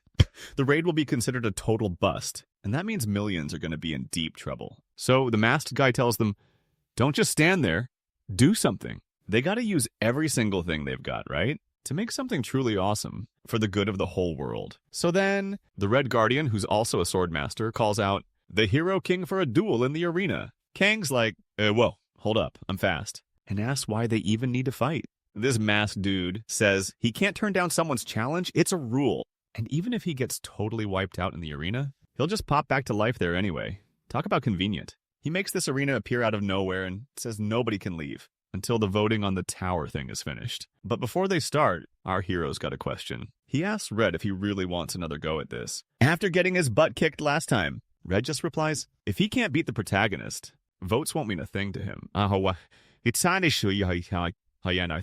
He's stoked to make up for that first day loss. It's payback time. Fueled by all that pent-up rage, he starts unloading his attacks. Meanwhile, our hero decides to goad him. He figures the feeling of hitting rock bottom must be pretty awful. His opponent takes the bait, attacking even harder. He unleashes the solitary nine swords technique. The other players are stunned. They can't believe what they're seeing. Our protagonist is fighting the Red Guardian as an absolute equal. Not only does he have a sword, but he's also using the asterisk.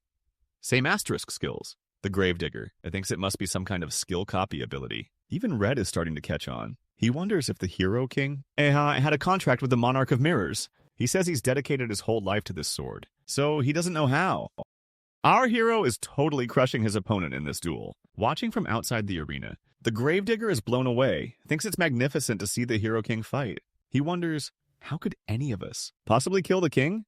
Lydia's like, why are you even saying that? It's not like it's you who's actually fighting the real kings. But the Gravedigger just tells her she needs to get her eyes checked. He says the ones really after the Hero King seem to be other players. Getting that? Lydia can't believe they can even act this way in this situation.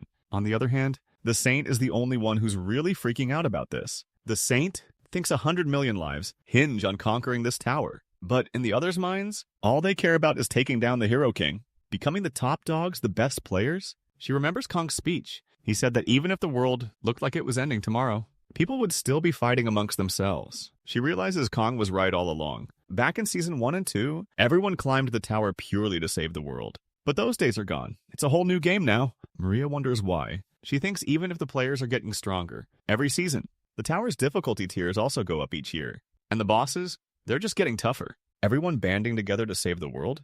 That's just a fairy tale. Maria realizes she isn't that fresh-faced newbie anymore. Even if their backgrounds are all different, even if they have different religions, even if their skin color is different, he thinks if they can't even team up in an asterisk game asterisk with the destruction of the asterisk world asterisk on the line, he wonders how are they supposed to save anything at all back on the moon. Red Guardian? He's thinking, okay, this is definitely weird. Even if this game is rigged and unfair, he figures he kind of gets where the protagonist is coming from. No matter asterisk how asterisk strong this Hero King is, there's got to be something else going on. He figures Kong's got to be hiding something big. He comes to a conclusion. If he can crack Kong's code, figure out how he ticks, he can beat him. Right now, Red doesn't even care if he loses. All he wants is to unlock the secret to his opponent's strength. But Red isn't exactly having a better time. The hero says Red seems to have forgotten his place because he was going easy on him. Yeah, asterisk that asterisk stings. Red Guardian is totally surprised by this. And our hero takes advantage and hits him with the asterisk lot asterisk more force. Red realizes this guy is packing some serious secrets, more than he ever imagined. Then, Kong says he's about to show anyone who dares to fight him again asterisk exactly asterisk what they're in for. He unleashes a devastating attack on the ground. It blows up a huge chunk of the battlefield. Red is completely floored. He had other plans, you see, but now those are down the drain. Kong opens his secondary deck, and out of a sandstorm, he emerges looking totally different. And everyone else is just blown away by the transformation. The Red Guardian, at this point, no longer believes he can actually win, because our main character is rocking the mythical ability, Celestial Demon Manifestation. Kong manifests as a full-on Celestial Demon, wielding 3 Celestial Demon Swords. he unleashes the first form, ripping open a dimensional rift of pure power, stabbing his opponent from every direction. The Red Guardian is basically leaking like a sieve. Kong now wields those 3 celestial demon swords. In the second form, called to destruction, the other player's jaws just drop, because the Red Guardian got totally wrecked. Like, it was asterisk that asterisk easy. Next up, the masked man announces that the match is over, and says it was magnificent, just like we'd expect from the hero. Next thing you know, he announces the voting has begun. The numbers start climbing fast, but Red is still looking totally defeated, unlike our protagonist, who's acting like it's no big deal. Now he's giving off this seriously menacing vibe. His whole look, his aura, it's all dark and intense. Even the Gravedigger himself is taken aback. Kang's presence, the atmosphere, it's completely different, almost unrecognizable. Even the girls are startled when they see him. It's a stark contrast to the audience who are loving watching the protagonist. Some people are noticing that Kang's has copied the Gravedigger's gear and skills. 2 friends are chatting, and one of them is wondering how the protagonist can even asterisk be asterisk human. Like, seriously, his buddy corrects him, saying that thanks to him, others are alive. So, the first one asks what our hero should be called. And his friend says Kong should be called what he is, the Hero King. In turn, Kong asks the other players what these expressions are about, and if this is their first time here. The Gravedigger, talking about his copy ability, the Gravedigger says that the protagonist can't explain the manifestation of the celestial demon just with his copy ability. Lydia agrees, and says that this ability isn't just a simple copy, because she's fought against another copy user before, previously known as the Face Collector. That dark player, he says, the one hiding his rank, on purpose. He continues, this guy copies his opponents, to the point of literally cutting off their face and wearing it. Despite the resemblance, she says it's a limit. Kang chimes in, obviously it's because he doesn't just have a simple copying ability. He asks, are you two super curious about it? Because they both have that tell me everything look on their faces, but he agrees to spill some asterisk details. And he's about to drop a major bombshell, his biggest secret. I made a contract, he reveals, with a monarch of truth. Kong explains, that's why I can't say anything. But the truth, even when the world is changing all around him. The Gravedigger Diork pipes up, saying that, judging by the protagonist's appearance, he figures this guy's going to be his next opponent. But Kong says he hates fighting more than anything in the world. And he also hates idiots who charge at him without knowing their place. Jorge Pillmeyer asks him what he's planning. Kong says from now on, he's going to try to convince the audience with a single truth. The masked guy chimes in. He says self-promotion is the key to getting votes. Then, the stage starts to move, and the protagonist gets ready to speak. He tests the mic and asks if everyone's there, paying attention. He jokes that it's not like they have a choice. After all, he changes the channel himself when he sees his own face on TV. Anyway, so he said there are 10 heroes gathered in this tower, and everyone has to vote for one of them. If the votes are too low, 100 million people get a one-way ticket to the afterlife. Yikes. So yeah, everyone needs to understand how important this vote is. Kong even says that even the worst tyrants become presidents because of votes. And if things go south, the same thing could happen with the heroes. The jock, Bill Mayer, tells the protagonist to watch his mouth. But our hero asks what the problem is. He also asks if he got upset about the part about the tyrant. He also says that this just can't be right. People really look up to national heroes. Ever since the two fought, realizing the old guy is bothered, Kong sarcastically asks if Diork's dream, Bill Mayer, is to revive the Third Reich.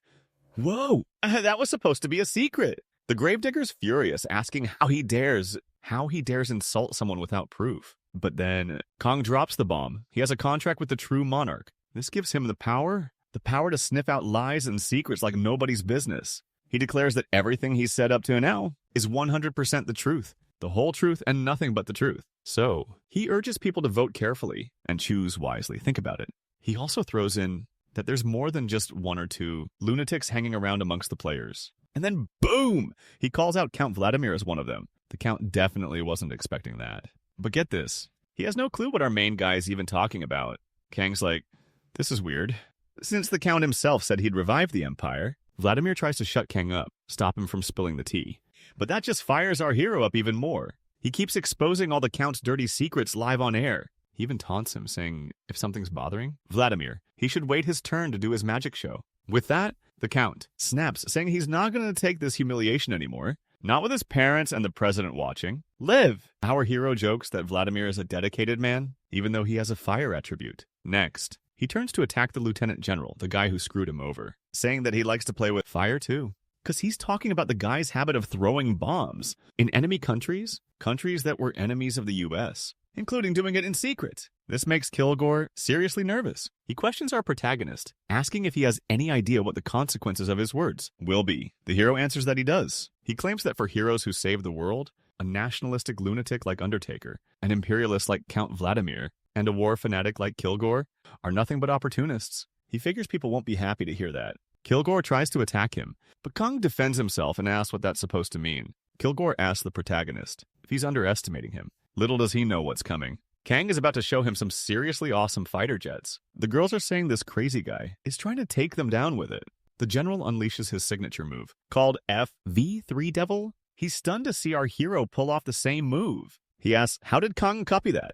Kong simply, he replies that the skill isn't actually all that unique. George Bill Meyer steps forward, asking if Hero King thinks he'll get away with slandering and attacking the honor of his comrades. Kong throws the question back. You consider yourselves comrades? He questions how comrades would team up to stab someone in the back. At the first chance they get, the cover claims it's a misunderstanding, but Kong isn't buying it, saying he made a contract with the true monarch. He quickly learns all their secrets. He says they've been doing whatever they wanted for quite a while, but now they're in the spotlight. They're suddenly getting all worked up. He asks why they're so worried, because this isn't typical behavior for them. He could keep spilling the truth, but everyone already knows the world wouldn't change a thing. George Bill Meyer asks if the Hero King is going to blame the world like a spoiled brat. Kong says he really is a child and can't handle old men. His attitude really pleases the clown monarch. So he grants the protagonist a wish. Then he witnesses the celestial demon's manifestation. Celestial, the gravedigger wonders, what's the protagonist trying to pull now? Meanwhile, Kong knows his wish is about to come true. He's on the verge of it. He can feel it. The masked guy says the protagonist is done. And now it's another hero's turn to give a speech. Everyone deserves a chance at the mic, right? Then Maria steps up, claiming she's got something to say too, to the people watching. So the masked guy shifts the scenery and says she's free to speak her mind. The protagonist thinks the setting she picked is kind of strange, because the saint tells him to shut it already. It's her asterisk turn now. Kong isn't backing down. He calls her honey, just to get under her skin a bit. Maria then declares that in this moment, she'll reveal to the world what the Hero King asterisk really asterisk is. Ooh, that's a seriously impactful line. And every single spectator is on the edge of their seat, totally anxious. Even Kangyu himself is feeling the tension.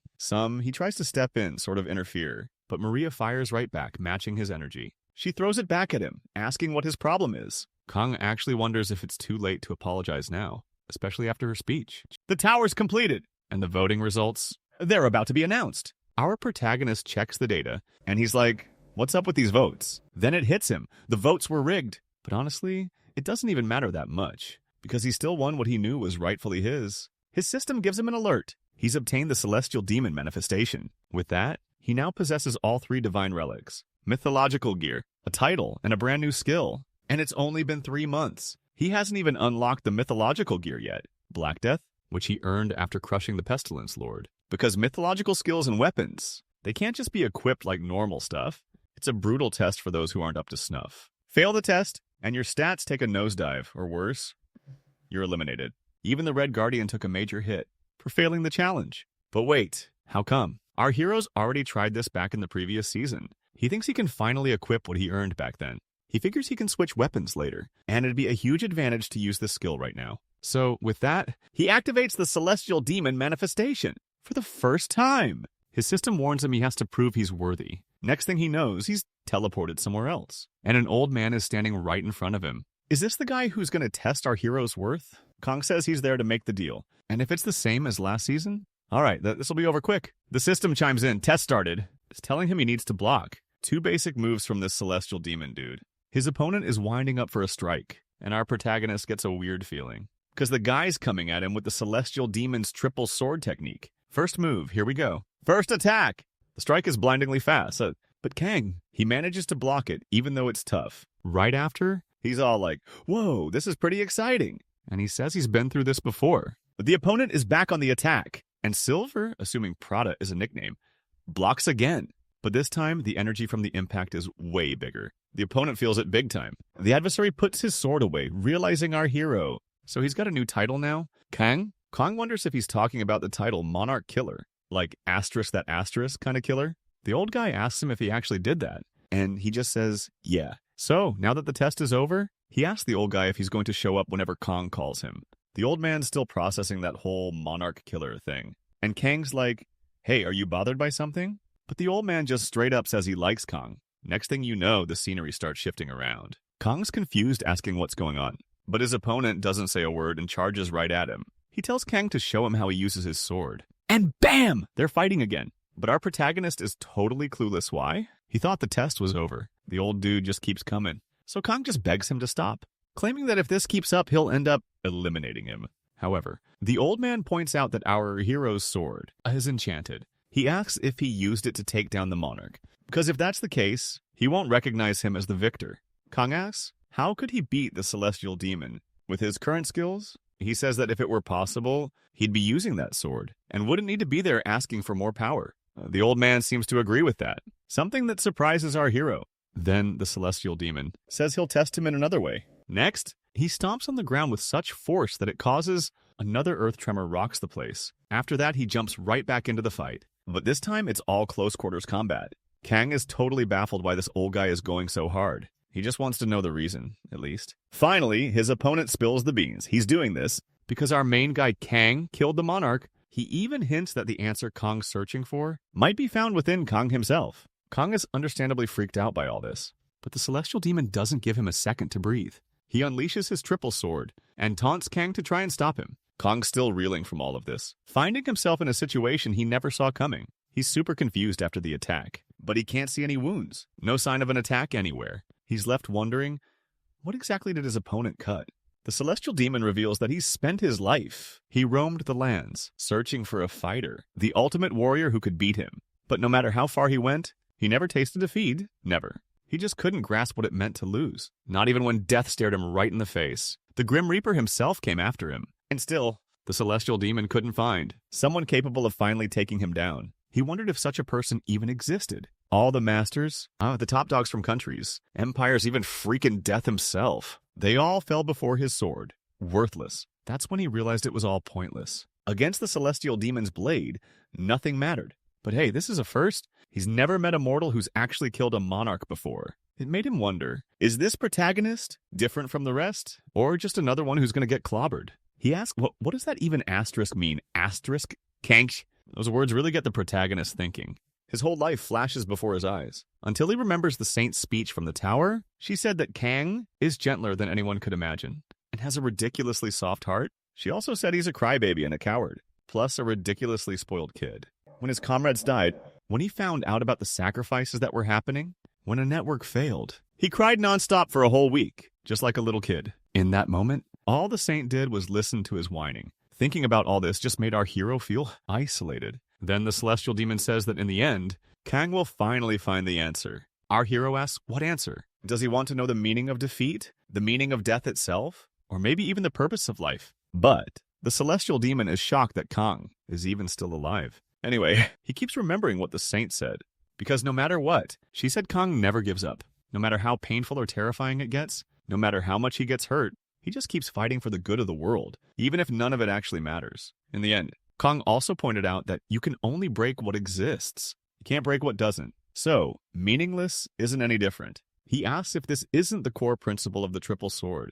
The celestial demon even says that he died a long time ago. So the celestial demon can't defeat a meaningless that doesn't exist. The demon doesn't believe that our hero is claiming to be on the same level as him. Because if Kang truly understood meaninglessness, he couldn't be the hero king. He asks if Kang is just some idiot running around trying to protect something that's meaningless. Kang says he's not just doing this out of a sense of duty, but that what he's doing asterisk is asterisk, utterly meaningless. He also says that heroes save the world. They breathe it.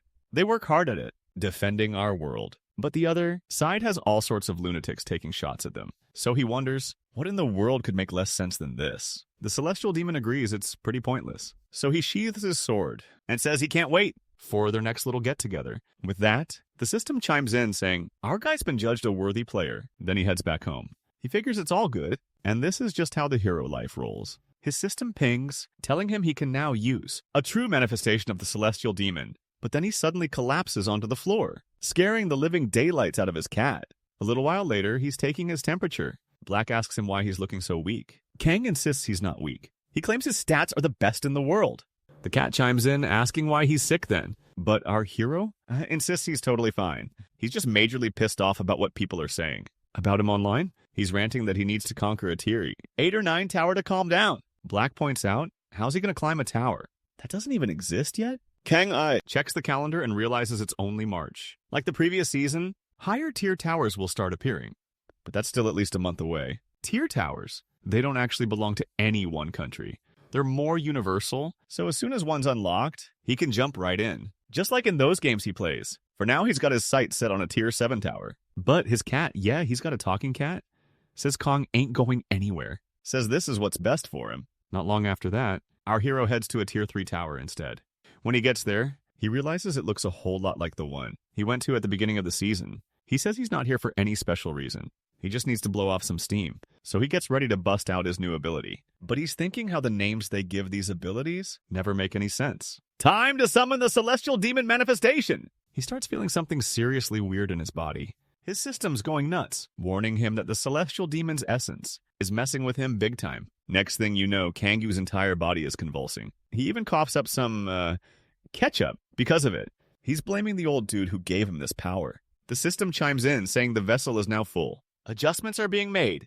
Now! While writhing in agony, Kangi can't believe he actually got the Celestial Demon's power. The real asterisk deal. Permanently. His system alerts him that he's acquired the blessing, the Celestial Demon Bone. He wonders if this thing is transforming his entire body. Soon he's face to face with this bone transformation.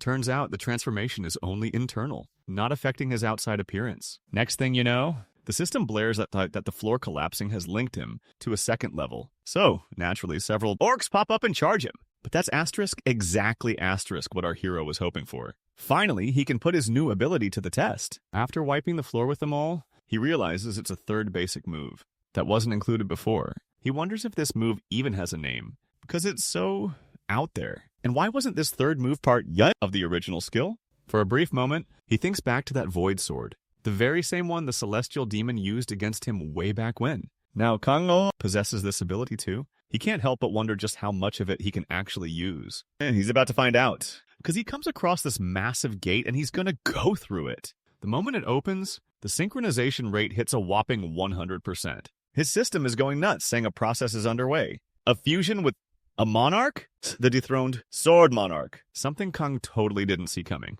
The Lord of Penitence tries to stop this ritual from happening. According to the system, and our hero, he's wondering if the Celestial Demon was also a monarch. He remembers the Celestial Demon saying that he was searching for the ultimate fighter, someone who could finally give him a taste of defeat. And that time, he met the first person ever, a mortal who finished off a monarch, which makes Kang, He wonders, was that asterisk why the Celestial Demon acted that way? Was it because?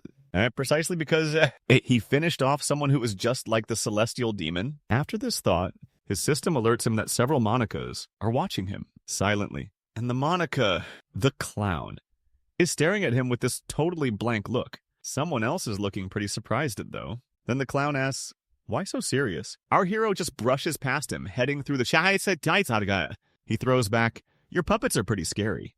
When they want to be. Anyway, he's walked into the boss room. Time to face the final showdown. The boss tells our hero, give me a good fight. A pink one. And after it's finished, that's exactly what the protagonist is aiming for. Except for the part where he totally finishes him off. With just one hit from his brand new ability, he blasts the boss into a million pieces. And through all this, he gets a real taste of the awesome power of the Celestial Demon. But then, he starts feeling some serious pain. And he's totally confused about why. So he's thinking, is it because he went too hard on that ability? The new one? Kang realizes his body just can't handle that kind of power yet. So these different powers are all clashing inside him. And then, out of nowhere, he hears the Celestial Demon's voice. It's saying that nothing in this world makes any sense. And Kang wonders, is that asterisk his asterisk memory? Anyway, Kang figures the origin of this power doesn't even matter. Now that the power's flowing through him, he whips out his frozen sword, combines it with his Celestial Demon skill, and somehow he actually manages to control it. Kang breathes a huge sigh of relief after that. He even says he's kind of finding this fun. After heading back to the real world, he calls up Park. His buddy's like, yo, what's up? Kang's ranting, dude, I'm getting so ragey, I might just pack my bags and move to France. Park, all confused, asks, okay, so why'd you call? Our main guy just shrugs it off. Nah, it's nothing big. I just need a sparring partner, that's all. His friend is totally bewildered. Since when did the National Intelligence Agency become the Hero King's little lapdogs? Kong suggests we should just rename the agency Hero King & Co. But his buddy is totally not feeling this. So he's like, enough messing around, and asks, what are the conditions? Kong says the others can prep all they want. He's only going to use one skill, the Celestial Demon Manifestation. No secondary deck. No artifacts or synergy. Plus, Black's sitting this fight out. Mark asks if the protagonist isn't going to use the Ice Smith or the other weapons. Kang says he's equipping it now. His buddy gets freaked out for a sec. But then our hero equips the weapon and blows everyone's minds. Because, oh man, it's not just a different weapon, but a whole new look too. Manager Park. Everyone else just stares, jaws dropped, seeing this. When our hero equips his new weapons, acid drips onto the floor, and it's pretty shocking. Especially seeing him wielding them, with his whole new look. His buddy gets a real close look, and asks if this is the Pestilence Lord's power. Park tries to talk to our hero, but gets absolutely no response. The manager starts to sweat a little, and asks if our guy even passed the exam. Kong shifts his stance and says, yeah, he did. Claims there's no way he'd fail something like that. And just like that, Park and the others breathe a sigh of relief, because they were seriously freaked out by our hero's current state. These swords belong to the Pestilence Lord. They're called Black Death, and they're seriously powerful. After showing them off, our hero urges the others to hurry up and get inside the tower. He tells them that besides this weapon and the lineage of the Celestial Demon, there's nothing else. Park then wants our guy to promise him something. He asks him not to give the other guys a brutal finishing blow. Our hero agrees, saying he'll go easy on them. After they enter, the hero stands in the middle of the arena, waiting to be attacked. He announces he'll start fighting as soon as they launch the fireworks, and they can start attacking as soon as they're ready. Because he's confident that the assassination department is super skilled, because this is what makes all their hard work and training worth it. Right after that, they attack. But our hero doesn't just stand there, he fights back, taking down a bunch of them in one go, but some of them prove to be tougher than he thought. And he's not letting them get too close for comfort. Manager Park, though, he sees his chance when Kong's distracted and attacks from a distance. Meanwhile, Kong's busy fighting off the others, but he's not asterisk distracted. He totally spots his friend moving around up high. Park unleashes his Heart Destroyer skill, but Kang's like, nah, I'm not falling for that trick. Manager Park, though, is feeling pretty confident right then. He vanishes, and kunai start flying towards our protagonist. He barely dodges them, but those kunai were actually tied together with super strong wires, creating pathways for other assassins to run across. Kong's impressed by the tactic, but he's not going to hold back in fighting it. This skill, it's called Charlotte's Web, and whoever's pulling the strings knows exactly what they're doing. Because next thing you know, sections of the floor are being ripped up by these webs. Our hero, he realizes his opponents are trying to box him in, so he decides to take to the air. He sees these shadowy spikes erupting from the ground. Yikes! He's still in the dark about who's behind this web attack. Time to hunt them down. Find the one controlling this mess. Suddenly he spots a girl. He realizes it's Rhea, their top disciple. Whoa, things are getting interesting. But she doesn't flinch facing the Hero King. She even asks if he's planning to face her solo. Kongyu prepares his new daggers. From a distance, he unleashes their power, triggering a massive release of energy on his opponents. He thinks, these twin swords, they're going to double the hurt. Then he takes a walk around the wreckage, checking out the massive destruction he just caused to the floor. Everyone's down. Even Manager Park is sprawled out, totally stunned. He'd thought he was a goner for real. Seriously. Kong suggests they call it quits on training for the day. His buddy's like, dude, yeah, no way we can keep going after that. He adds that Kong totally wrecked the place. Then he jokingly asks if Kong's ever thought about world domination. The protagonists all, whoa, where'd that come from? Park says that from where he's standing, it seems like world domination is totally doable for the first hero, because nobody could even touch him. But Kang shuts that talk down fast, saying they need to get out of there. And right after that, they leave. The manager's calling the others' attention. I mean, they're totally wiped out.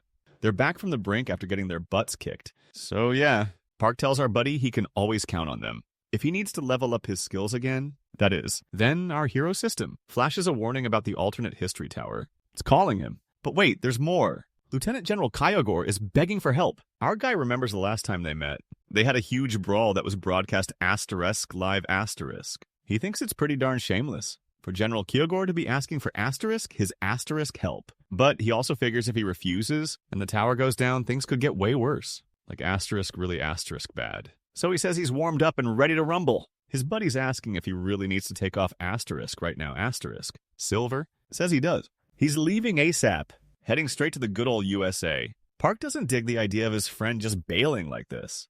He's wondering what kind of crazy mess is going on in his friend's head. Anyway, our main guy heads to the tower trying to track down Gore. He finally finds the general, and the dude is clearly freaking out about something. Kong steps up and asks him when. He got so interested in the world. Inside the towers, Gore jumps a mile when he sees our hero. He's all, how the heck did you get here? He's got to know, is this tower somehow connected to South Korea? But our main guy just throws it back at him, asking how he can even say that after begging for his life. But Gore refuses. He says he'd never asked for help from someone like Kong. Our hero then realizes he's been played by his own monarch. He admits he messed up and apologizes. But he's already there, so he offers to do something, anything, for the general. That's when his system chimes in.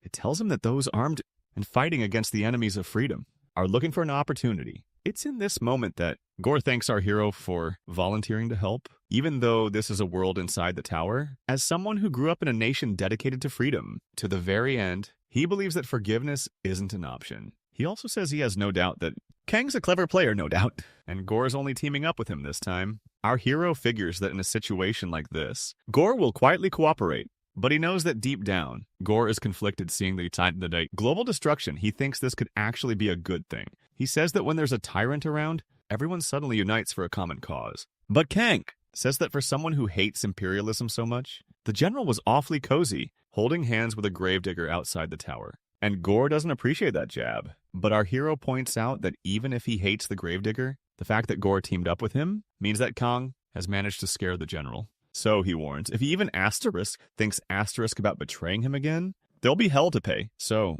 together the two of them dive into the mission.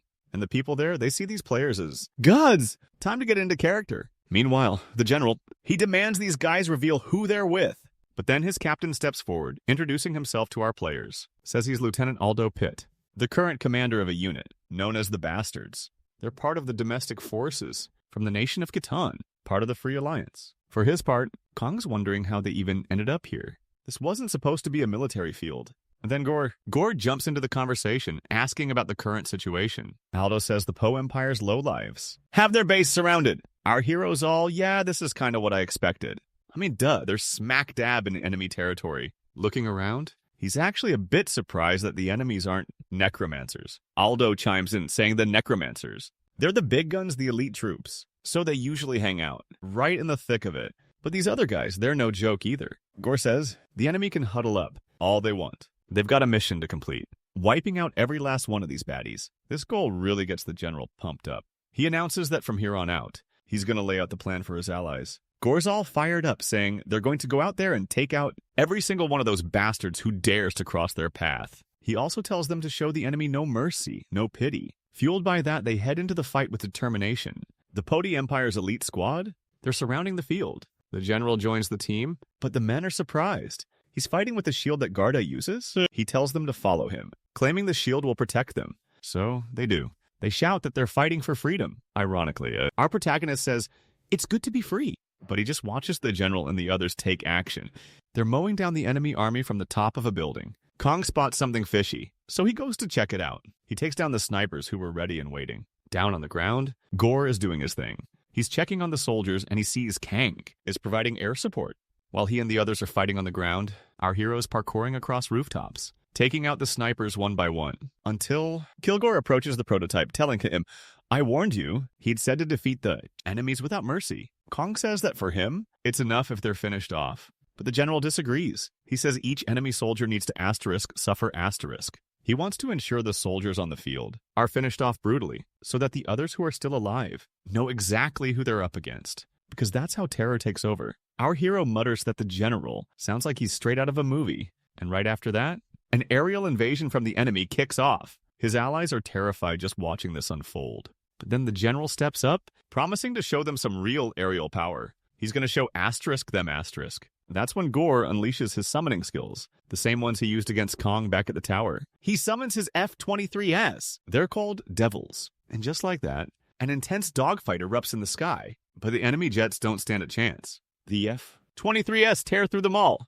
His allies erupt in cheers for the victory. They're thankful for the win, saying it was all thanks to the players. Gore tells them to remember what they need to do to secure peace for good. And so, our hero thinks this is a load of bull. But the general insists that war brings peace.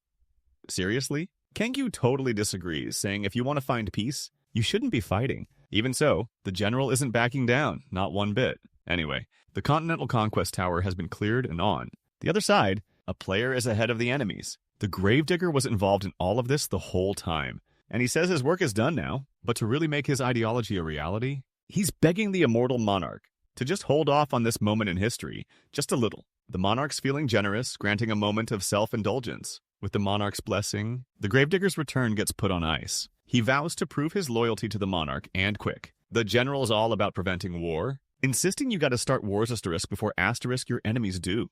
Yikes. So, naturally, he unleashes even more attacks on the place. But our hero, he's questioning if this isn't friendly territory they're blasting. Anyways, he moves on and Gorgo chimes in, saying he loves the smell of napalm. In the morning, Kong's not feeling it, saying the whole place reeks of gasoline.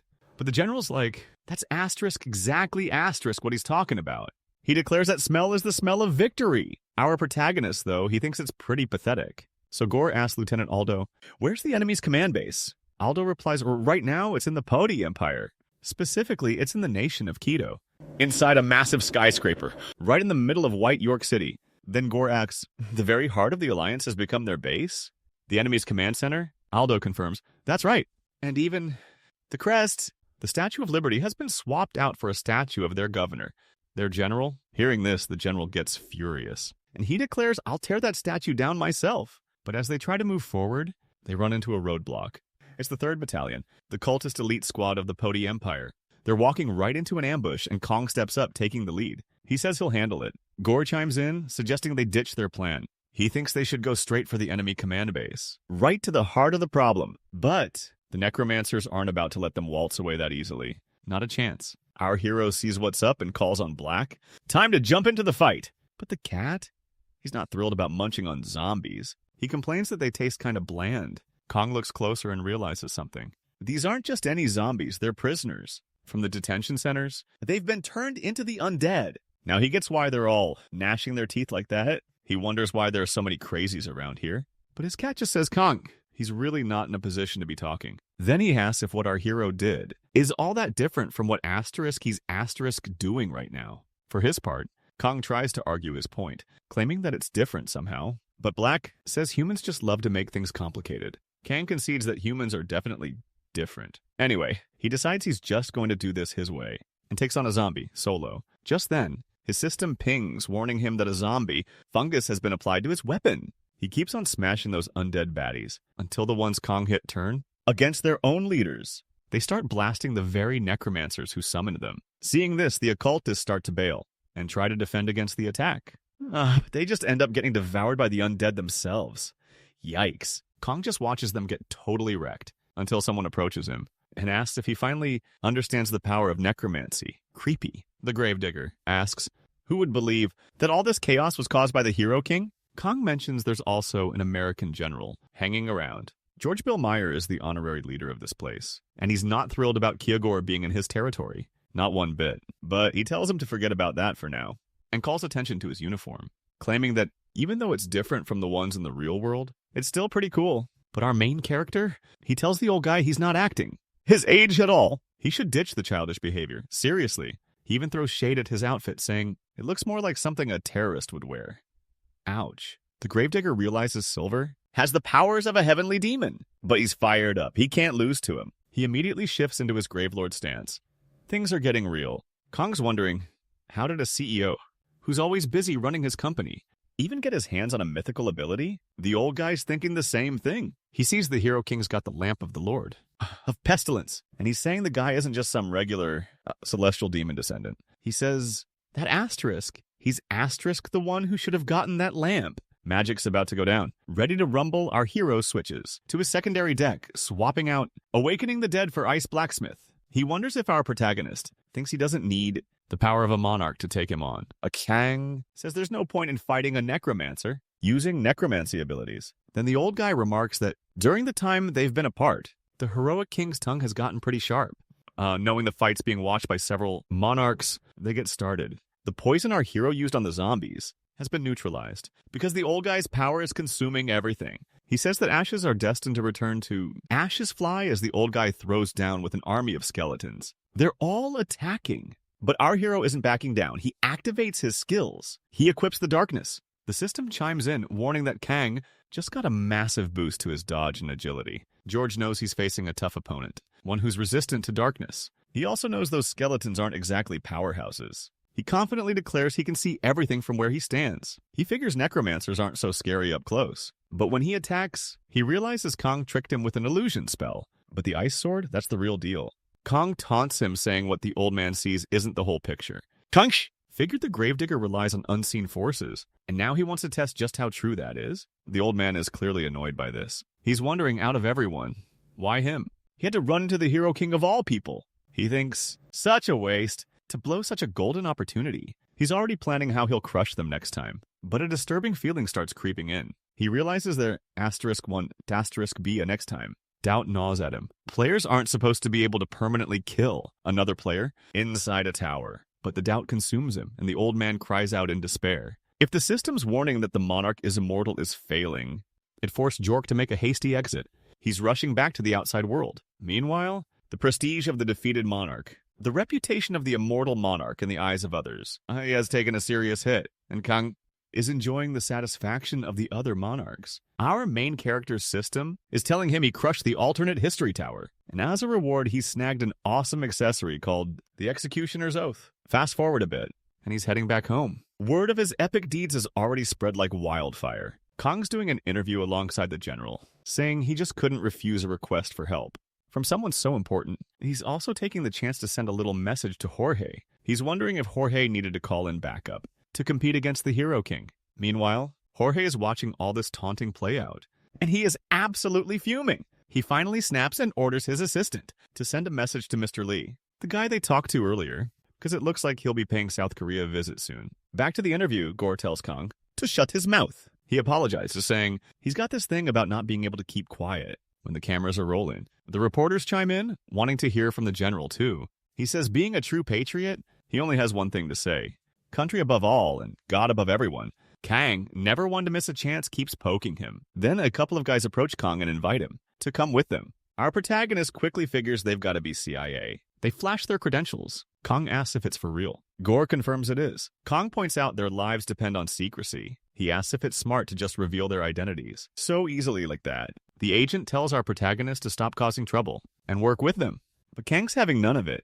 He says his boss told him to ignore these strangers' orders. He trusts the bodyguard way more than the CIA. But the agents grab our protagonist anyway, hauling him off. The guard tries to smooth things over, saying it's just to keep him safe and keep the media from going wild. They're all watching, after all. The image of Kang getting snatched is blowing up all over the internet. Park sees this and immediately tells his assistant to track our guy down ASAP.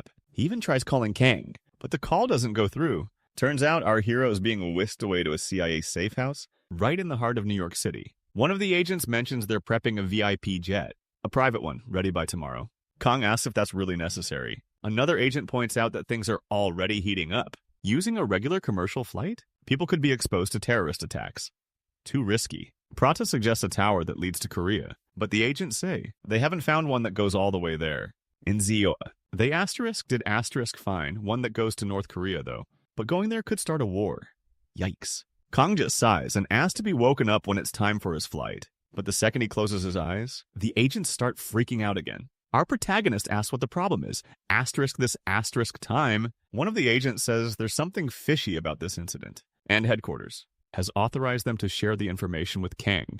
He's handed the details right away, so you can see it for yourself. Phone in hand, our hero is horrified by what he's seeing. The scene looks straight out of a horror movie. They're saying this went down in East Harlem, about 3 kilometers from here. It happened roughly 4 hours after Kang finished that tower, and when he spots the card left at the crime scene, Kang realizes the face collector has resurfaced, but he's wondering why now and so close to him. Our hero figures that this has got to be a direct attack, a provocation. Then he gets to his feet and the agents get worried. Kang says he's going to teach this guy a lesson. He tells the agents not to just stand there and to come with him to check out the scene, since the big agency looks like they managed to track down this psycho pretty fast, right in the heart of the Big Apple. The killer, known as the Face Collector, is doing what he does best, and the Mirror Monarch expresses his gratitude. With that, the psycho takes on the face of a woman. He gets an order. He's told the time has come, and no mistakes can be made. He quickly responds to the person on the other end. that he understands. The Mirror Monarch encourages the player, claiming that he can become whatever he wants, even the Hero King. Speaking of which, the protagonist analyzes the Abyss powers. There are players who they intentionally ditch equipment or skill cards, and they hide their names on the leaderboard. These players lurking in the shadows, the unranked realm, they're known as Abyss powerhouses. Either that or they're secret agents from different countries, needing to keep their identities under wraps. We're talking secret forces and ops, or even criminal players, lurking in the darkness, waiting for their chance to commit more crimes. The Collector is one of these guys, famous or infamous for taking out tons of Heavenly Realm players. Kong's thinking, if he'd known things would go down like this, he would have asked that woman for more intel. Looks like Asterisk, he's Asterisk. The reason they called the protagonist to the tower, the one connected to the Zeo, to get Kang and the Collector in the same place. After a while, they arrive at the location. Our hero walks down the streets, noticing that the agents have blocked off the entire area.